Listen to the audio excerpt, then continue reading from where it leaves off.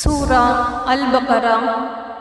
அளவற்ற அருளாளனும் நிகரற்ற அன்புடையோனுமாகிய அல்லாஹ்வின் திருப்பெயரால் துவங்குகிறேன்.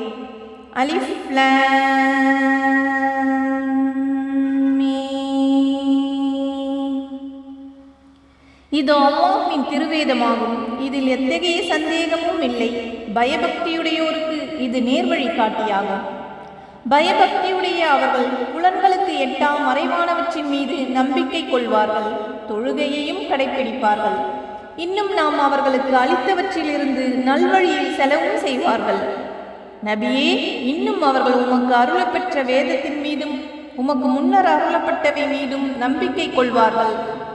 இன்னும் ஆகிரத்தை மறுமையை உறுதியாக நம்புவார்கள். இவர்கள் தாம் தங்கள் இறைவனின் நேர்வழியில் இருப்பவர்கள், மேலும் இவர்களே வெற்றியாளர்கள்.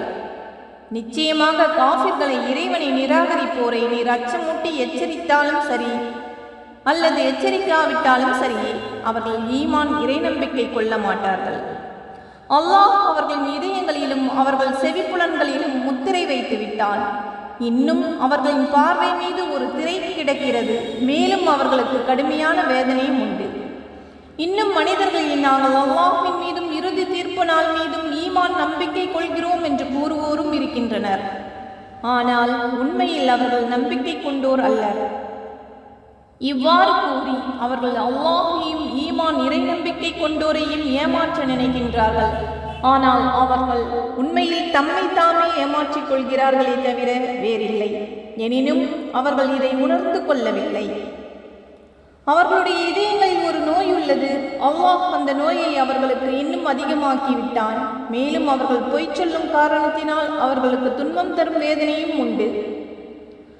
பூமியில் குழப்பத்தை உண்டாக்காதீர்கள் என்று அவர்களிடம் சொல்லப்பட்டால் நிச்சயமாக நாங்கள் தான் சமாதானவாதிகள் என்று அவர்கள் சொல்கிறார்கள். நிச்சயமாக அவர்கள்தான் குழப்பம் உண்டாக்குபவர்கள் என்றோ, ஆனால் அவர்கள் இதை உணர்கிறார்கள் இல்லை. மற்ற மனிதர்கள் ஈமான் கொண்டது போன்று நீங்களும் ஈமான் கொள்ளுங்கள் என்று அவர்களிடம் சொல்லப்பட்டால், மூடர்கள் ஈமான் நம்பிக்கை கொண்டது போல் நாங்களும் ஈமான் நம்பிக்கை கொள்ள வேண்டுமா என்று கூறுகிறார்கள். அப்படியல்ல, நிச்சயமாக இப்படி கூறுபவர்களே மூடர்கள். ஆயினும் தம் மடமையை அவர்கள் அறிவதில்லை. இன்னும் இந்த போலி விசுவாசிகள் ஈமான் கொண்டிருப்போரை சந்திக்கும் போது நாங்கள் ஈமான் கொண்டிருக்கிறோம் என்று கூறுகிறார்கள். ஆனால் அவர்கள் தங்கள் தலைவர்களாகிய ஷைத்தான்களுடன் தனித்திருக்கும் போது, நிச்சயமாக நாங்கள் உங்களுடன் தான் இருக்கிறோம், நிச்சயமாக நாங்கள் அவர்களை பரிகாசம் செய்பவர்களாகவே இருக்கிறோம் என கூறுகிறார்கள். அல்லாஹ் இவர்களை பரிகசிக்கிறான். இன்னும் இவர்கள் வழிகேட்டிலேயே கபோதிகளாக தட்டழியும்படி விட்டு விடுகிறான். இவர்கள் தாம் நேர்வழிக்கு பதிலாக தவறான வழியை கொள்முதல் செய்து கொண்டவர்கள். இவர்களுடைய இந்த வியாபாரம் இலாபம் தராது. மேலும் இவர்கள் நேர்வழி பெறுபவர்களும் அல்லர். இத்தகையோருக்கு ஒரு உதாரணம் நெருப்பை மூட்டிய ஒருவனின் உதாரணத்தை போன்றது. அந்நெருப்பானது அவனை சுற்றிலும் ஒளி வீசிய போது அல்லாஹ் அவர்களுடைய ஒளியை பறித்து விட்டான். இன்னும் பார்க்க முடியாத காரிருளில் அவர்களை விட்டுவிட்டான். அவர்கள் செவிடர்களாக, ஊமையர்களாக, குருடர்களாக இருக்கின்றனர். எனவே அவர்கள் நேரான வழியின் பக்கம் மீள மாட்டார்கள். அல்லது இன்னும் ஓர் உதாரணம், காரிருளும் இடியும் மின்னலும் கொண்டு வானத்தில் இருந்து கடுமழை கொட்டும் மேகம். இதில் அகப்பட்டு கொண்டோர் மரணத்திற்கு அஞ்சி இடியோசையினால் தங்கள் விரல்களை தம் காதுகளில் வைத்துக் கொள்கிறார்கள். ஆனால் அல்லாஹ் எப்போதும் இந்த காஃபிர்களை சூழ்ந்தவனாகவே இருக்கின்றான். அம்மின்னல் அவர்களின் பார்வைகளை பறித்துவிட பார்க்கிறது. அம்மின்னலானது அவர்களுக்கு ஒளி தரும் போதெல்லாம் அவர்கள் அதன் துணையினால் நடக்கிறார்கள். அவர்களை இருள் சூழ்ந்து கொள்ளும் போது வழி அறியாது நின்று விடுகிறார்கள்.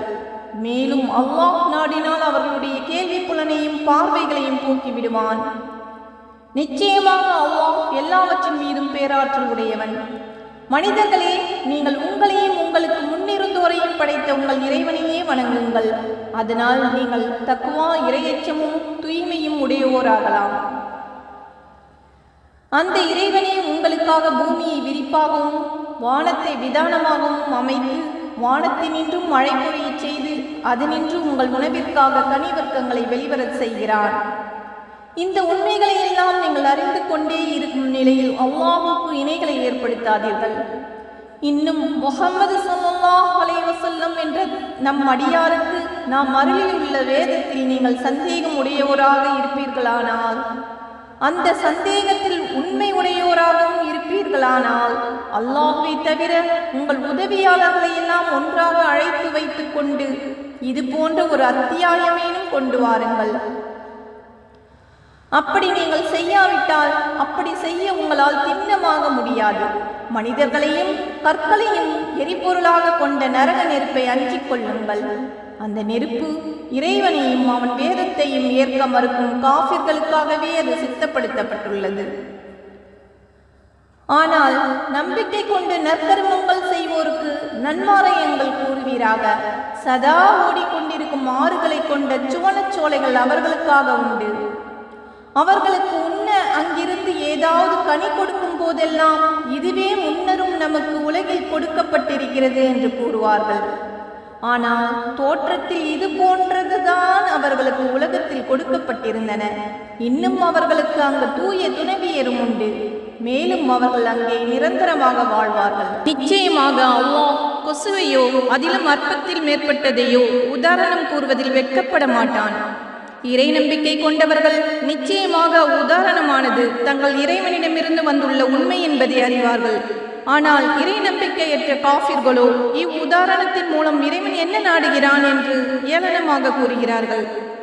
அவன் இதை கொண்டு பலரை வழிகேட்டில் விடுகிறான், இன்னும் பலரை இதன் மூலம் நல்வழிப்படுத்துகிறான். ஆனால் தீயவர்களை தவிர வேறு யாரையும் அவன் அதனால் வழிகேட்டில் ஆக்குவதில்லை. இத்தீயவர்கள் அல்லாஹ்விடம் செய்த ஒப்பந்தத்தை அது உறுதிப்படுத்தப்பட்ட பின்னர் முறித்து விடுகின்றனர். அல்லாஹ் ஒன்றிணைக்கப்பட வேண்டும் என்று கட்டளையிட்டதை துண்டித்து விடுவதுடன் பூமியில் குழப்பத்தையும் உண்டாக்குகிறார்கள். இவர்களேதான் நஷ்டவாளிகள். நீங்கள் எப்படி அல்லாஹ்வை நம்ப மறுக்கிறீர்கள்? உயிரற்றோராக இருந்த உங்களுக்கு அவனே உயிரூட்டினான்.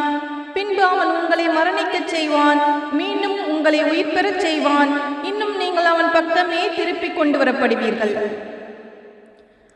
அவ்விறைவன் எத்தகையவன் என்றால், அவனை உலகத்தில் உள்ள அனைத்தையும் உங்களுக்காக படைத்தான். பின் அவன் வானத்தின் பக்கம் முற்பட்டான், அவற்றை 7 வானங்களாக ஒழுங்காக்கினான். அன்றியும் அவனே ஒவ்வொரு பொருளையும் நன்கறிபவனாக இருக்கிறான். நபியே, இன்னும் இறைவன் வானவர்களை நோக்கி, நிச்சயமாக நான் பூமியில் ஒரு பிரதிநிதியை அமைக்கப் போகிறேன் என்று கூறிய போது அவர்கள், இறைவா, நீ அதில் குழப்பத்தை உண்டாக்கி இரத்தம் சிந்துவோரை அமைக்கப் போகிறாய். இன்னும் நாங்களோ உன் புகழ் ஓதியவர்களாக உன்னை துதித்து உன் பரிசுத்தத்தை போற்றியவர்களாக இருக்கின்றோம் என்று கூறினார்கள். அதற்கு இறைவன், நீங்கள் அறியாதவற்றையெல்லாம் நிச்சயமாக நான் அறிவேன் என கூறினான். இன்னும் இறைவன் எல்லா பொருட்களின் பெயர்களையும் ஆதமுக்கு கற்றுக் கொடுத்தான். பின் அவற்றை வானவர்கள் முன் எடுத்து காட்டி, நீங்கள் உங்கள் கூற்றில் உண்மையாளர்களாக இருப்பின் இவற்றின் பெயர்களை எனக்கு விவரியுங்கள் என்றான். அவர்கள், இறைவா, நீயே தூயவன், நீ எங்களுக்கு கற்றுக் கொடுத்தவை தவிர எதை பற்றியும் எங்களுக்கு அறிவு இல்லை. நிச்சயமாக நீயே பேரறிவாளன், விவேகமிக்கோன் என கூறினார்கள். ஆதமே, அப்பொருட்களின் பெயர்களை அவர்களுக்கு விவரிப்பீராக என்று இறைவன் சொன்னான். அவர் அப்பெயர்களை அவர்களுக்கு விவரித்த போது, நிச்சயமாக நான் வானங்களிலும் பூமியிலும் மறைந்திருப்பவற்றை அறிவேன் என்றும் நீங்கள் வெளிப்படுத்துவதையும் நீங்கள் மறைத்து கொண்டிருப்பதையும் நான் அறிவேன் என்றும் உங்களிடம் நான் சொல்லவில்லையா என்று இறைவன் கூறினான். பின்னர் நாம் மலக்குகளை நோக்கி, ஆதமுக்கு பணிந்து சுஜூது செய்யுங்கள் என்று சொன்னபோது இப்லீஸை தவிர மற்ற அனைவரும் சிரம் பணிந்தனர்.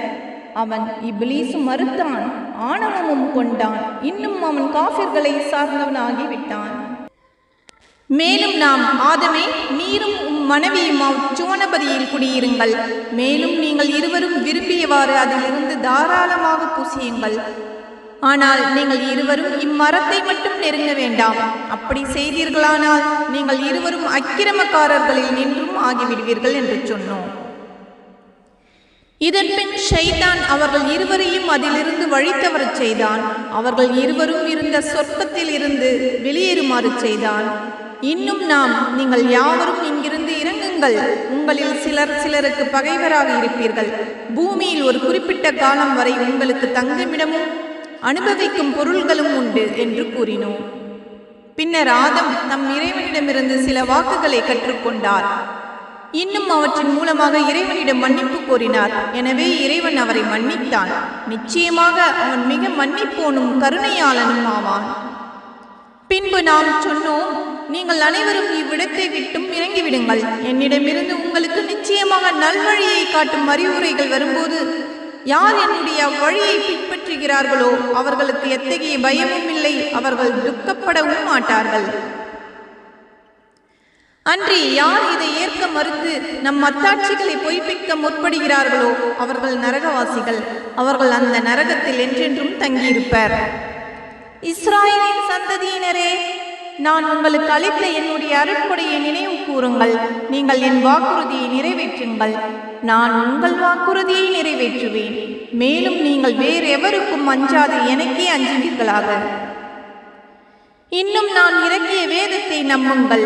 இது உங்களிடம் உள்ள வேதத்தை மெய்ப்பிக்கின்றது. நீங்கள் அதை ஏற்க மறுப்பவர்கள் முதன்மையானவர்களாக வேண்டாம். மேலும் என் திருவசனங்களை சொற்ப விலைக்கு விற்றுவிடாதீர்கள். இன்னும் எனக்கே நீங்கள் அஞ்சி ஒழுகி வருவீர்களாக. நீங்கள் அறிந்து கொண்ட உண்மையை பொய்யுடன் கலக்காதீர்கள். உண்மையை மறைக்கவும் செய்யாதீர்கள். தொழுகையை கடைப்பிடியுங்கள். ஜக்காத்தையும் ஒழுங்காக கொடுத்து வாருங்கள்.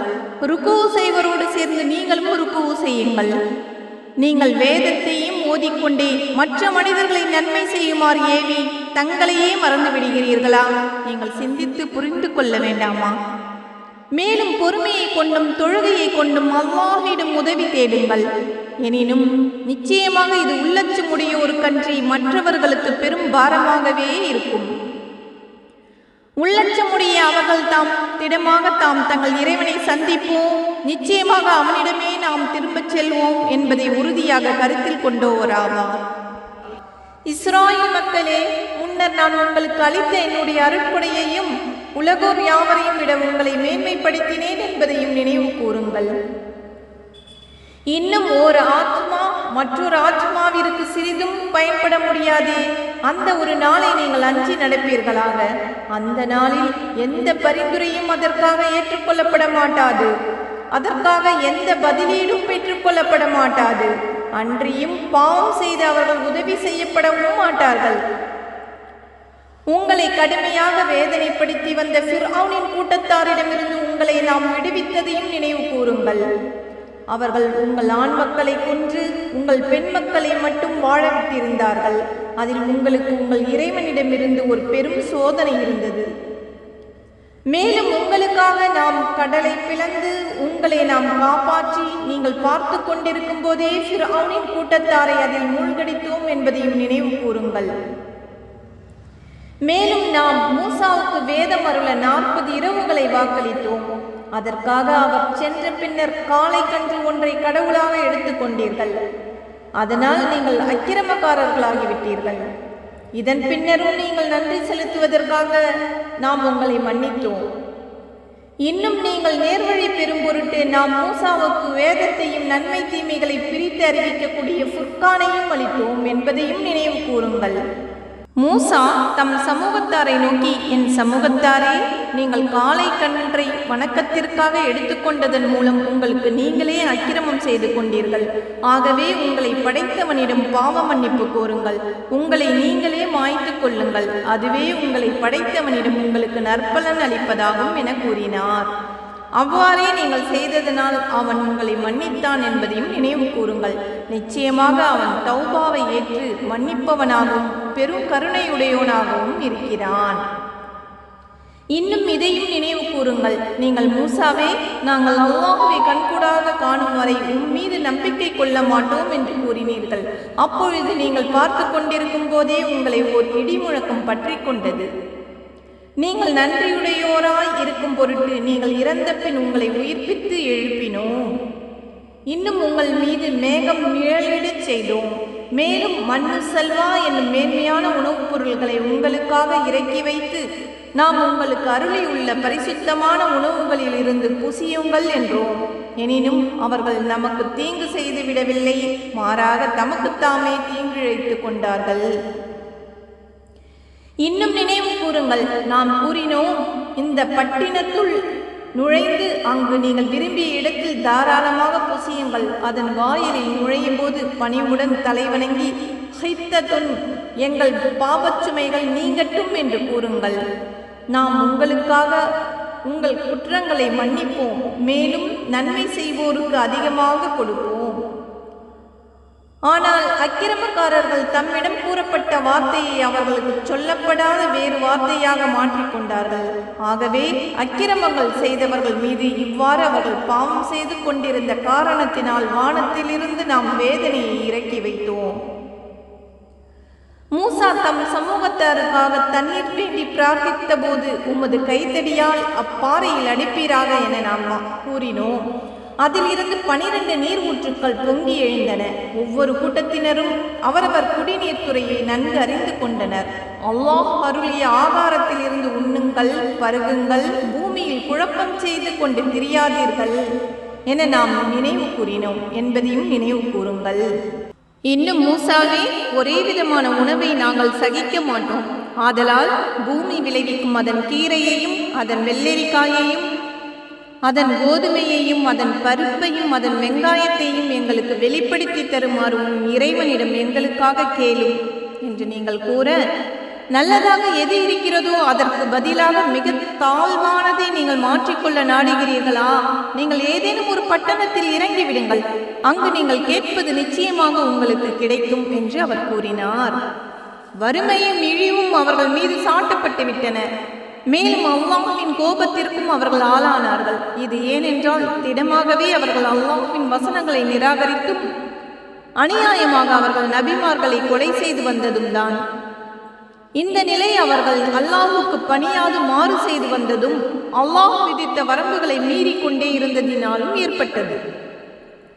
ஈமான் கொண்டவர்களாயினும் யூதர்களாயினும் கிறிஸ்தவர்களாயினும் சாபீன்களாயினும் நிச்சயமாக எவர் அல்லாஹ்வின் மீதும் இறுதி நாள் மீதும் நம்பிக்கை கொண்டு சாலிஹான நல்லமல்கள் செய்கிறார்களோ அவர்களின் நற்கூலி நிச்சயமாக அவர்களுடைய இறைவனிடம் இருக்கிறது.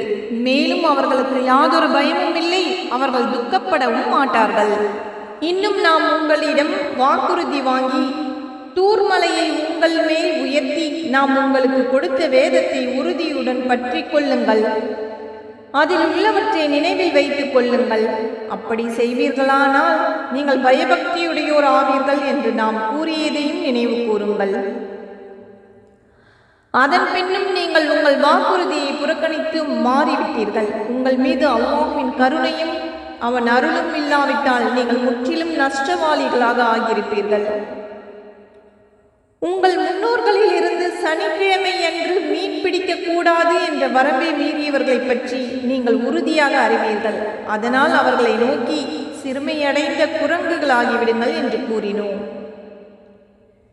இன்னும் நாம் இதனை அக்காலத்தில் உள்ளவர்களுக்கும் அதற்கு பின் வரக்கூடியவர்களுக்கும் படிப்பினையாகவும் பயபக்தி உடையவர்களுக்கு நல்ல உபதேசமாகவும் ஆக்கினோம்.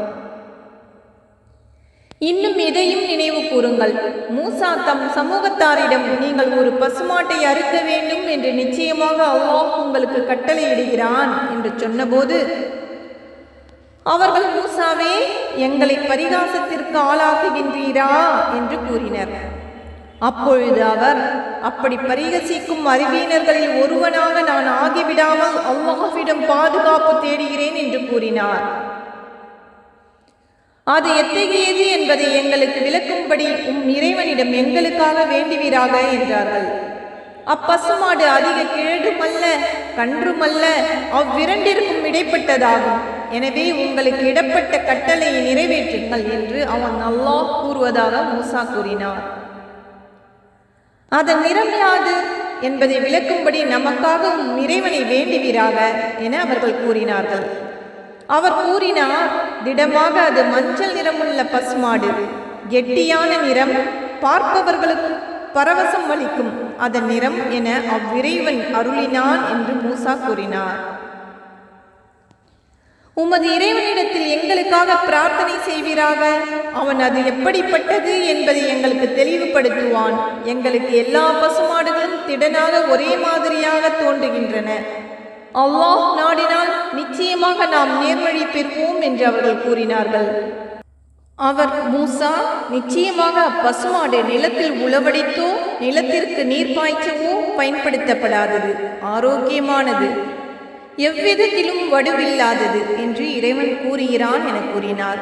இப்பொழுதுதான் நீர் சரியான விபரத்தை கொண்டு வந்தீர் என்று சொல்லி அவர்கள் செய்ய இயலாத நிலையில் அப்பசுமாட்டை அறுத்தார்கள். நீங்கள் ஒரு மனிதனை கொன்றீர்கள், பின் அது பற்றி ஒருவருக்கொருவர் குற்றம் சாட்டி தர்க்கித்துக் கொண்டிருந்தீர்கள். ஆனால் அல்லாஹ் நீங்கள் மறைத்ததை வெளியாக்குபவனாக இருந்தான் என்பதை நினைவு கூறுங்கள். அறுக்கப்பட்ட அப்பசுவின் ஒரு துண்டால் அக்கொலையுண்டவனின் சடலத்தில் அடியுங்கள் என்று நாம் சொன்னோம். இவ்வாறே அல்லாஹ் இறந்தவர்களை உயிர்ப்பிக்கிறான். நீங்கள் நல்ல அறிவு பெறும் பொருட்டு தன் அத்தாட்சிகளையும் அவன் இவ்வாறு உங்களுக்கு காட்டுகிறான். இதன் பின்னரும் உங்கள் இதயங்கள் இறுகிவிட்டன, அவை கற்பாறையைப் போல் ஆயின, அல்லது அதை விடவும் அதிக கடினமாயின. ஏனெனில் திடமாக கற்பாறைகள் சிலவற்றினின்று ஆறுகள் ஒளித்தோடுவதுண்டு. இன்னும் சில பிளவுபட்டு திடமாக அவற்றினின்று தண்ணீர் வெளிப்படக்கூடியதும் உண்டு. இன்னும் திடமாக அல்லாஹ்வின் மீதுள்ள அச்சத்தால் சில கற்பாறைகள் உருண்டு விழக்கூடியவையும் உண்டு. மேலும் அல்லாஹ் நீங்கள் செய்து வருவது பற்றி கவனிக்காமல் இல்லை. முஸ்லிம்களே, இவர்கள் யூதர்கள் உங்களுக்காக நம்பிக்கை கொள்வார்கள் என்று ஆசை வைக்கின்றீர்களா? இவர்களில் ஒரு சாரர் இறைவாக்கை கேட்டு அதை விளங்கிக் கொண்ட பின்னர் தெரிந்து கொண்டே அதை மாற்றிவிட்டார்கள். மேலும் அவர்கள் ஈமான் கொண்டவர்களை சந்திக்கும் போது நாங்களும் ஈமான் கொண்டிருக்கிறோம் என்று சொல்கிறார்கள். ஆனால் அவர்களுள் சிலருடன் தனித்திடும் போது உங்கள் இறைவன் முன் உங்களுக்கு எதிராக அவர்கள் வாதாடுவதற்காக அல்லாஹ் உங்களுக்கு அறிவித்து தந்த தௌராத்தை அவர்களுக்கு எடுத்து சொல்கிறீர்களா? இதை நீங்கள் உணர மாட்டீர்களா என்று யூதர்கள் சிலர் கூறுகின்றனர். அவர்கள் மறைத்து வைப்பதையும் அவர்கள் வெளிப்படுத்துவதையும் நிச்சயமாக அல்லாஹ் நன்கறிவான் என்பதை அவர்கள் அறிய மாட்டார்களா? மேலும் அவர்களில் எழுத்தறிவில்லாதோரும் இருக்கின்றனர். கட்டுக்கதைகளை அறிந்து வைத்திருக்கிறார்களே தவிர வேதத்தை அறிந்து வைத்திருக்கவில்லை. மேலும் அவர்கள் ஆதாரமற்ற கற்பனை செய்வோர்களாக அன்றி வேறில்லை. அற்ப கிரயத்தை பெறுவதற்காக தம் கரங்களாலே நூலை எழுதி வைத்து கொண்டு பின்னர் அது அல்லாஹ்விடமிருந்து வந்தது என்று கூறுகிறார்களே, அவர்களுக்கு கேடுதான். அவர்களுடைய கைகள் இவ்வாறு எழுதியதற்காகவும் அவர்களுக்கு கேடுதான். அதிலிருந்து அவர்கள் ஈட்டும் சம்பாத்தியத்திற்காகவும் அவர்களுக்கு கேடுதான். ஒரு சில நாட்கள் தவிர எங்களை நரக நெருப்பு தீண்டாது என்று அவர்கள் கூறுகிறார்கள். அல்லாஹ்விடமிருந்து அப்படி ஏதேனும் உறுதிமொழி பெற்றிருக்கிறீர்களா? அப்படியாயின் அல்லாஹ் தன் உறுதிமொழிக்கு மாற்றம் செய்யவே மாட்டான். அல்லது நீங்கள் அறியாததை அல்லாஹ் சொன்னதாக இட்டுக்கட்டி கூறுகின்றீர்களா என்று நபியே அந்த யூதர்களிடம் நீர் கேளும். அப்படியல்ல, எவர் தீமையை சம்பாதித்து அந்த குற்றம் அவரை சூழ்ந்து கொள்கிறதோ அத்தகையோர் நரகவாசிகளே. அவர்கள் அந்நரகத்தில் என்றென்றும் இருப்பார்கள். எவர் நம்பிக்கை கொண்டு நற்கர்மங்களை செய்கிறார்களோ அவர்கள் சுவர்க்கவாசிகள். அவர்கள் அங்கு என்றென்றும் இருப்பார்கள். இன்னும் நினைவு கூறுங்கள், நாம் யாக்கூப் என்ற இஸ்ராயேல் மக்களிடத்தில் அல்லாஹ்வை தவிர வேறு எவரையும் எதனையும் நீங்கள் வணங்கக்கூடாது.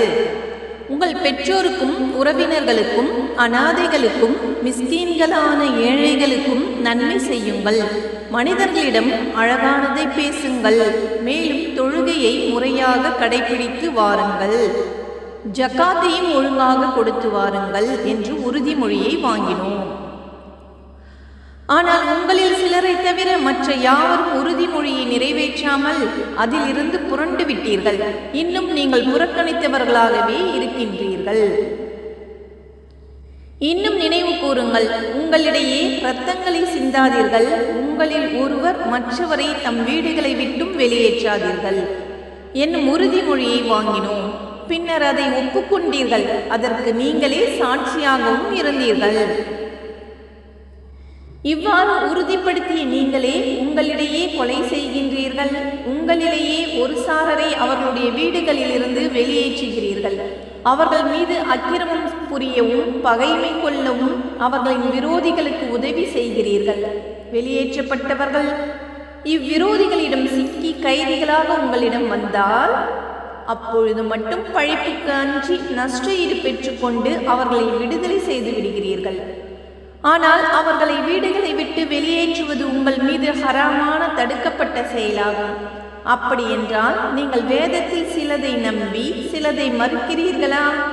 எனவே உங்களில் இவ்வகையில் செயல்படுகிறவர்களுக்கு இவ்வுலக வாழ்வில் இழிவை தவிர வேறு கூலி எதுவும் கிடைக்காது. மறுமை கியாம நாளிலோ அவர்கள் மிக கடுமையான வேதனையின் பால் மீட்டப்படுவார்கள். இன்னும் நீங்கள் செய்து வருவதை அல்லாஹ் கவனிக்காமல் இல்லை. மறுமையின் நிலையான வாழ்க்கைக்கு பகரமாக அற்பமான இவ்வுலக வாழ்க்கையை விலைக்கு வாங்கி கொண்டவர்கள் இவர்கள்தான். ஆகவே இவர்களுக்கு ஒரு சிறிதளவும் வேதனை லேசாக்கப்பட மாட்டாது. இவர்கள் உதவியும் செய்யப்பட மாட்டார்கள். மேலும் நாம் மூசாவுக்கு நிச்சயமாக வேதத்தை கொடுத்தோம். அவருக்கு பின் தொடர்ச்சியாக இறை தூதர்களை அனுப்பினோம். இன்னும் மரியமின் குமாரர் ஈசாவுக்கு தெளிவான அத்தாட்சிகளை ரூஹுல் குதூசி என்னும் பரிசுத்தமான ஆத்மாவை கொண்டு அவருக்கு வலுவூட்டினோம். உங்கள் மனம் விரும்பாததை நம் தூதர் உங்களிடம் கொண்டு வரும்போதெல்லாம் நீங்கள் கர்வம் கொண்டு புறக்கணித்து வந்தீர்கள் அல்லவா? சிலரை நீங்கள் பொய்ப்பித்தீர்கள், சிலரை கொன்றீர்கள். இன்னும் அவர்கள் யூதர்கள் எங்களுடைய இதயங்கள் திரையிடப்பட்டுள்ளன என்று கூறுகிறார்கள். ஆனால் அவர்களுடைய குஃப்ரு என்னும் நிராகரிப்பின் காரணத்தால் அல்லாஹ் அவர்களை சபித்து விட்டான். ஆகவே அவர்கள் சொற்பமாகவே ஈமான் கொள்வார்கள். அவர்களிடம் இருக்கக்கூடிய வேதத்தை மெய்ப்படுத்தக்கூடிய இந்த குர்ஆன் என்ற வேதம் அவர்களிடம் வந்தது. இந்த குர்ஆன் வருவதற்கு முன் காஃபிர்களை வெற்றி கொள்வதற்காக இந்த குர்ஆன் மூலமே அல்லாஹ்விடம் வேண்டிக் கொண்டிருந்தார்கள். இவ்வாறு முன்பே அவர்கள் அறிந்து வைத்திருந்த வேதமானது அவர்களிடம் வந்தபோது அதை நிராகரிக்கின்றார்கள். இப்படி நிராகரிப்போர் மீது அல்லாஹ்வின் சாபம் இருக்கிறது. தன் அடியார்களில் தான் நாடியவர் மீது தன் அருட்கொடையை அல்லாஹ் அருளியதற்காக பொறாமைப்பட்டு அல்லாஹ் அருளியதையே நிராகரித்து தங்கள் ஆத்மாக்களை விற்று அவர்கள் பெற்றுக்கொண்டது மிகவும் கெட்டதாகும். இதனால் அவர்கள் இறைவனுடைய கோபத்திற்கு மேல் கோபத்திற்கு ஆளாகிவிட்டார்கள். இத்தகைய காஃபிர்களுக்கு இழிவான வேதனை உண்டு. அல்லாஹ் இறக்கி வைத்த திருக்குர்ஆன் மீது ஈமான் கொள்ளுங்கள் என்று அவர்களுக்கு சொல்லப்பட்டால் எங்கள் மீது இறக்கப்பட்டதன் மீதுதான் நம்பிக்கை கொள்வோம் என்று கூறுகிறார்கள். அதற்கு பின்னால் உள்ளவற்றை நிராகரிக்கிறார்கள். ஆனால் இதுவே குர்ஆன் அவர்களிடம் இருப்பதை உண்மைப்படுத்துகிறது.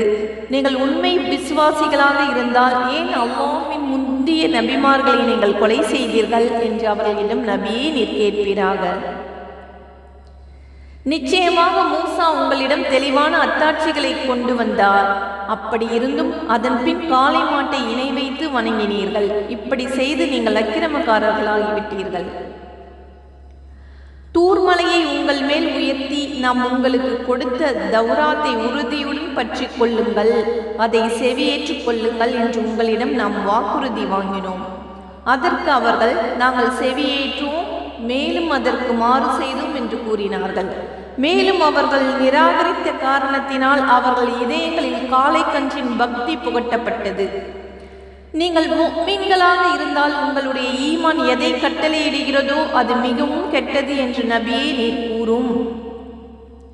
நபியே, இறைவனிடத்தில் உள்ள மறுமையின் வீடு சொர்க்கம் உங்களுக்கே சொந்தமானது, வேறு மனிதர்களுக்கு கிடையாது என்று உண்மை கொண்டாடுவதில் நீங்கள் உண்மையாளர்களாக இருந்தால் அதை பெறுவதற்காக மரணத்தை விரும்புங்கள் என்று நபியே நீர் சொல்வீராக. ஆனால் அவர்கள் கரங்கள் செய்த பாவங்களை அவர்கள் முன்னமையே அனுப்பி வைத்திருந்த காரணத்தால் அவர்கள் மரணத்தை விரும்பவே மாட்டார்கள். நிச்சயமாக அல்லாஹ் அந்த அக்கிரமக்காரர்களை நன்கு அறிந்தவனாகவே இருக்கிறான். அவர்கள் மற்ற மனிதர்களை விட இணை வைக்கும் முஷ்ரிக்குகளையும் விட இவ்வுலக வாழ்க்கையில் பேராசை உடையவர்களாக இருப்பதை நபியே நீர் நிச்சயமாக காண்பீர். அவர்களில் ஒவ்வொருவரும் 1000 ஆண்டுகள் வாழ வேண்டும் என ஆசைப்படுகிறார்கள். ஆனால் அப்படி அவர்களுக்கு நீண்ட வயது கொடுக்கப்பட்டாலும் அவர்கள் இறைவனின் தண்டனையில் இருந்து தப்ப முடியாது. இன்னும் அல்லாஹ் அவர்கள் செய்வதை எல்லாம் கூர்ந்து பார்ப்பவனாகவே இருக்கிறான். யார் ஜிப்ரீலுக்கு விரோதியாக இருக்கின்றானோ அவன் அல்லாஹுக்கும் விரோதியாவான் என்று நபியே நீர் கூறும். நிச்சயமாக அவர்தாம் அல்லாஹ்வின் கட்டளைக்கிணங்கி இதயத்தில் குர்ஆனை இறக்கி வைக்கிறார். அது தனக்கு முன்னிருந்த வேதங்கள் உண்மை என உறுதிப்படுத்துகிறது. இன்னும் அது வழிகாட்டியாகவும் நம்பிக்கை கொண்டோருக்கு நன்மாராயமாகவும் இருக்கிறது. எவன் அல்லாஹுக்கும் அவனுடைய மலக்குகளுக்கும் அவனுடைய தூதர்களுக்கும் ஜிப்ரீலுக்கும் மீகாயிலுக்கும் பகைவனாக இருக்கிறானோ, நிச்சயமாக அவ்வாறு நிராகரிக்கும் காஃபிர்களுக்கு அல்லாஹ் பகைவனாகவே இருக்கிறான். நபியே, நிச்சயமாக நாம் மிக தெளிவான வசனங்களை உன் மீது இறக்கி வைத்திருக்கிறோம். பாவிகளை தவிர வேறு எவரும் அவற்றை நிராகரிக்க மாட்டார்கள். மேலும் அவர்கள் உடன்படிக்கை செய்த போதெல்லாம் அவர்களில் ஒரு பிரிவினர் அவற்றை முறித்து விடவில்லையா? ஆகவே அவர்களில் பெரும்பாலோர் ஈமான் கொள்ள மாட்டார்கள். அவர்களிடம் உள்ள வேதத்தை மெய்ப்பிக்கும் ஒரு தூதர் அல்லாஹ்விடமிருந்து அவர்களிடம் வந்தபோது, வேதம் வழங்கப்பட்டோரில் ஒரு பிரிவினர் அல்லாஹ்வின் வேதத்தை தாங்கள் ஏதும் அறியாதவர்கள் போல் தங்கள் முதுகுக்கு பின்னால் எறிந்து விட்டார்கள். அவர்கள் சுலைமானின் ஆட்சிக்கு எதிராக ஷைத்தான்கள் ஓதியவற்றையே பின்பற்றினார்கள். ஆனால் சுலைமான் ஒருபோதும் நிராகரித்தவர் அல்ல. ஷைத்தான்கள் தாம் நிராகரிப்பவர்கள். அவர்கள் தாம் மனிதர்களுக்கு சூனியத்தை கற்றுக் கொடுத்தார்கள். இன்னும் பாபிலோன் என்னும் ஊரில் ஹாருத் மாருத் என்ற 2 மலக்குகளுக்கு இறக்கப்பட்டதையும் தவறான வழியில் பிரயோகிக்க கற்றுக் கொடுத்தார்கள். ஆனால் அவர்கள் மலக்குகள் இருவரும் நிச்சயமாக நாங்கள் சோதனையாக இருக்கிறோம், இதை கற்று நீங்கள் நிராகரிக்கும் காஃபிர்கள் ஆகிவிடாதீர்கள் என்று சொல்லி எச்சரிக்காத வரையில் எவருக்கும் இந்த சூனியத்தை கற்றுக் கொடுக்கவில்லை. அப்படி இருந்தும் கணவன் மனைவியிடையே பிரிவை உண்டாகும் செயலை அவர்களிடமிருந்து கற்றுக்கொண்டார்கள். எனினும் அல்லாஹ்வின் கட்டளையின்றி அவர்கள் எவருக்கும் எத்தகைய தீங்கும் இதன் மூலம் இழைக்க முடியாது. தங்களுக்கு தீங்கிழைப்பதையும் எந்தவித நன்மையும் தராததையுமே கற்றுக்கொண்டார்கள். சூனியத்தை விலை கொடுத்து வாங்கி கொண்டவர்களுக்கு மறுமையில் யாதொரு பாக்கியமும் இல்லை என்பதை அவர்கள் நன்றறிந்துள்ளார்கள். அவர்கள் தங்கள் ஆத்மாக்களை விற்று பெற்று கொண்டது கெட்டதாகும். இதை அவர்கள் அறிந்து கொள்ள வேண்டாமா? அவர்கள் நம்பிக்கை கொண்டு தங்களை காப்பாற்றிக் கொண்டால் அல்லாஹ்விடமிருந்து கிடைக்கும் நற்கூலி மிகவும் மேலானதாக இருக்கும். இதனை அவர்கள் அறிய வேண்டாமா? ஈமான் கொண்டோரே, நீங்கள் நம் ரசூலை பார்த்து 2 அர்த்தம் கொடுக்கும் சொல்லாகிய ராயினா என்று சொல்லாதீர்கள். இதற்கு பதிலாக அன்புடன் நோக்குவீர்களாக எனும் பொருளை தரும் சொல்லாகிய உன்லுர்னா என்று கூறுங்கள். இன்னும் அவர் சொல்வதை கேளுங்கள். மேலும் காஃபிர்களுக்கு துன்பம் தரும் வேதனையும் உண்டு. அஹ்லுஸ் கிதாப் வேதத்தை உடையவர்களில் நிராகரிப்பாரோ இன்னும் முஷ்ரிக்குகளோ உங்கள் இறைவனிடமிருந்து உங்கள் மீது நன்மை இறக்கப்படுவதை விரும்பவில்லை. ஆனால் அல்லாஹ் தன் அருட்கொடைக்கு உரியவர்களாக யாரை நாடுகிறானோ அவரையே தேர்ந்தெடுத்து கொள்கிறான். அல்லாஹ் மிக பெரும் கிருபையாளன். ஏதேனும் ஒரு வசனத்தை நாம் மாற்றினால் அல்லது அதனை மறக்கச் செய்தால் அதைவிட சிறந்ததையோ அல்லது அது போன்றதையோ நாம் கொண்டு வருவோம். நிச்சயமாக அல்லாஹ் அனைத்து பொருட்களின் மீதும் சக்தி உள்ளவன் என்பதை நீர் அறியவில்லையா? நிச்சயமாக வானங்கள் பூமியின் ஆட்சி அல்லாஹுக்கே உரியது. அல்லாஹுவையன்றி உங்களுக்கு பாதுகாவலனோ உதவி செய்பவனோ இல்லை என்பதை நீர் அறியவில்லையா? இதற்கு முன்னர் மூசாவிடம் கேள்விகள் கேட்கப்பட்ட மாதிரி நீங்களும் உங்கள் ரசூலிடம் கேட்க விரும்புகிறீர்களா? எவன் ஒருவன் ஈமானை குஃப்ரினால் மாற்றுகிறானோ அவன் நிச்சயமாக நேர்வழியினின்றும் தவறிவிட்டான். வேதத்தை உடையவர்களில் பெரும்பாலோர் உண்மை அவர்களுக்கு தெளிவாக தெரிந்த பின்னரும் தங்கள் மனதில் உள்ள பொறாமையினால் நீங்கள் நம்பிக்கை கொண்ட பின் காஃபிர்களாக மாற வேண்டும் என விரும்புகிறார்கள். ஆனால் அல்லாஹ்வின் கட்டளை வரும் வரை அவர்களை மன்னித்து அவர்கள் போக்கிலேயே விட்டுவிடுங்கள். நிச்சயமாக அல்லாஹ் அனைத்து பொருட்கள் மீதும் சக்தி உடையவனாக இருக்கிறான். இன்னும் தொழுகையை முறையாக கடைபிடித்தும் ஜகாத் கொடுத்தும் வாருங்கள். ஏனெனில் உங்களுக்காக எந்த நன்மையை முன்னமேயே அனுப்பி வைக்கின்றீர்களோ அதை அல்லாஹ்விடம் பெற்றுக்கொள்வீர்கள். நிச்சயமாக அல்லாஹ் நீங்கள் செய்பவற்றையெல்லாம் உற்று நோக்கியவனாகவே இருக்கிறான். யூதர்கள் கிறிஸ்தவர்களை தவிர வேறு யாரும் சுவனபதியில் நுழையவே மாட்டார்கள் என்று அவர்கள் கூறுகிறார்கள். இது அவர்களின் மீனாசையே ஆகும். நீங்கள் உண்மையுடையவராக இருந்தால் உங்களுடைய சான்றை சமர்ப்பியுங்கள் என்று நபியே நீர் கூறுவீராக. அப்படியல்ல, எவன் ஒருவன் தன்னை அல்லாஹ்வுக்கு முழுமையாக அர்ப்பணம் செய்து இன்னும் நற்கர்மங்களை செய்கிறானோ அவனுடைய நற்கூலி அவனுடைய இறைவனிடம் உண்டு. இத்தகையோருக்கு அச்சமில்லை, அவர்கள் துக்கப்படவும் மாட்டார்கள். யூதர்கள் கூறுகிறார்கள் கிறிஸ்தவர்கள் எந்த நல்வழியிலும் இல்லை என்று. கிறிஸ்தவர்கள் கூறுகிறார்கள் யூதர்கள் எந்த நல்வழியிலும் இல்லை என்று. ஆனால் இவர்கள் தங்களுக்குரிய வேதத்தை ஓதிக்கொண்டே இப்படி கூறுகிறார்கள். இவர்கள் கூறும் சொற்களைப் போலவே ஒன்றும் அறியாதவர்களும் கூறுகிறார்கள். இறுதி தீர்ப்பு நாளில் அல்லாஹ் இவர்கள் தர்க்கித்து மாறுபட்டு கொண்டிருக்கும் விஷயத்தில் தீர்ப்பளிப்பான்.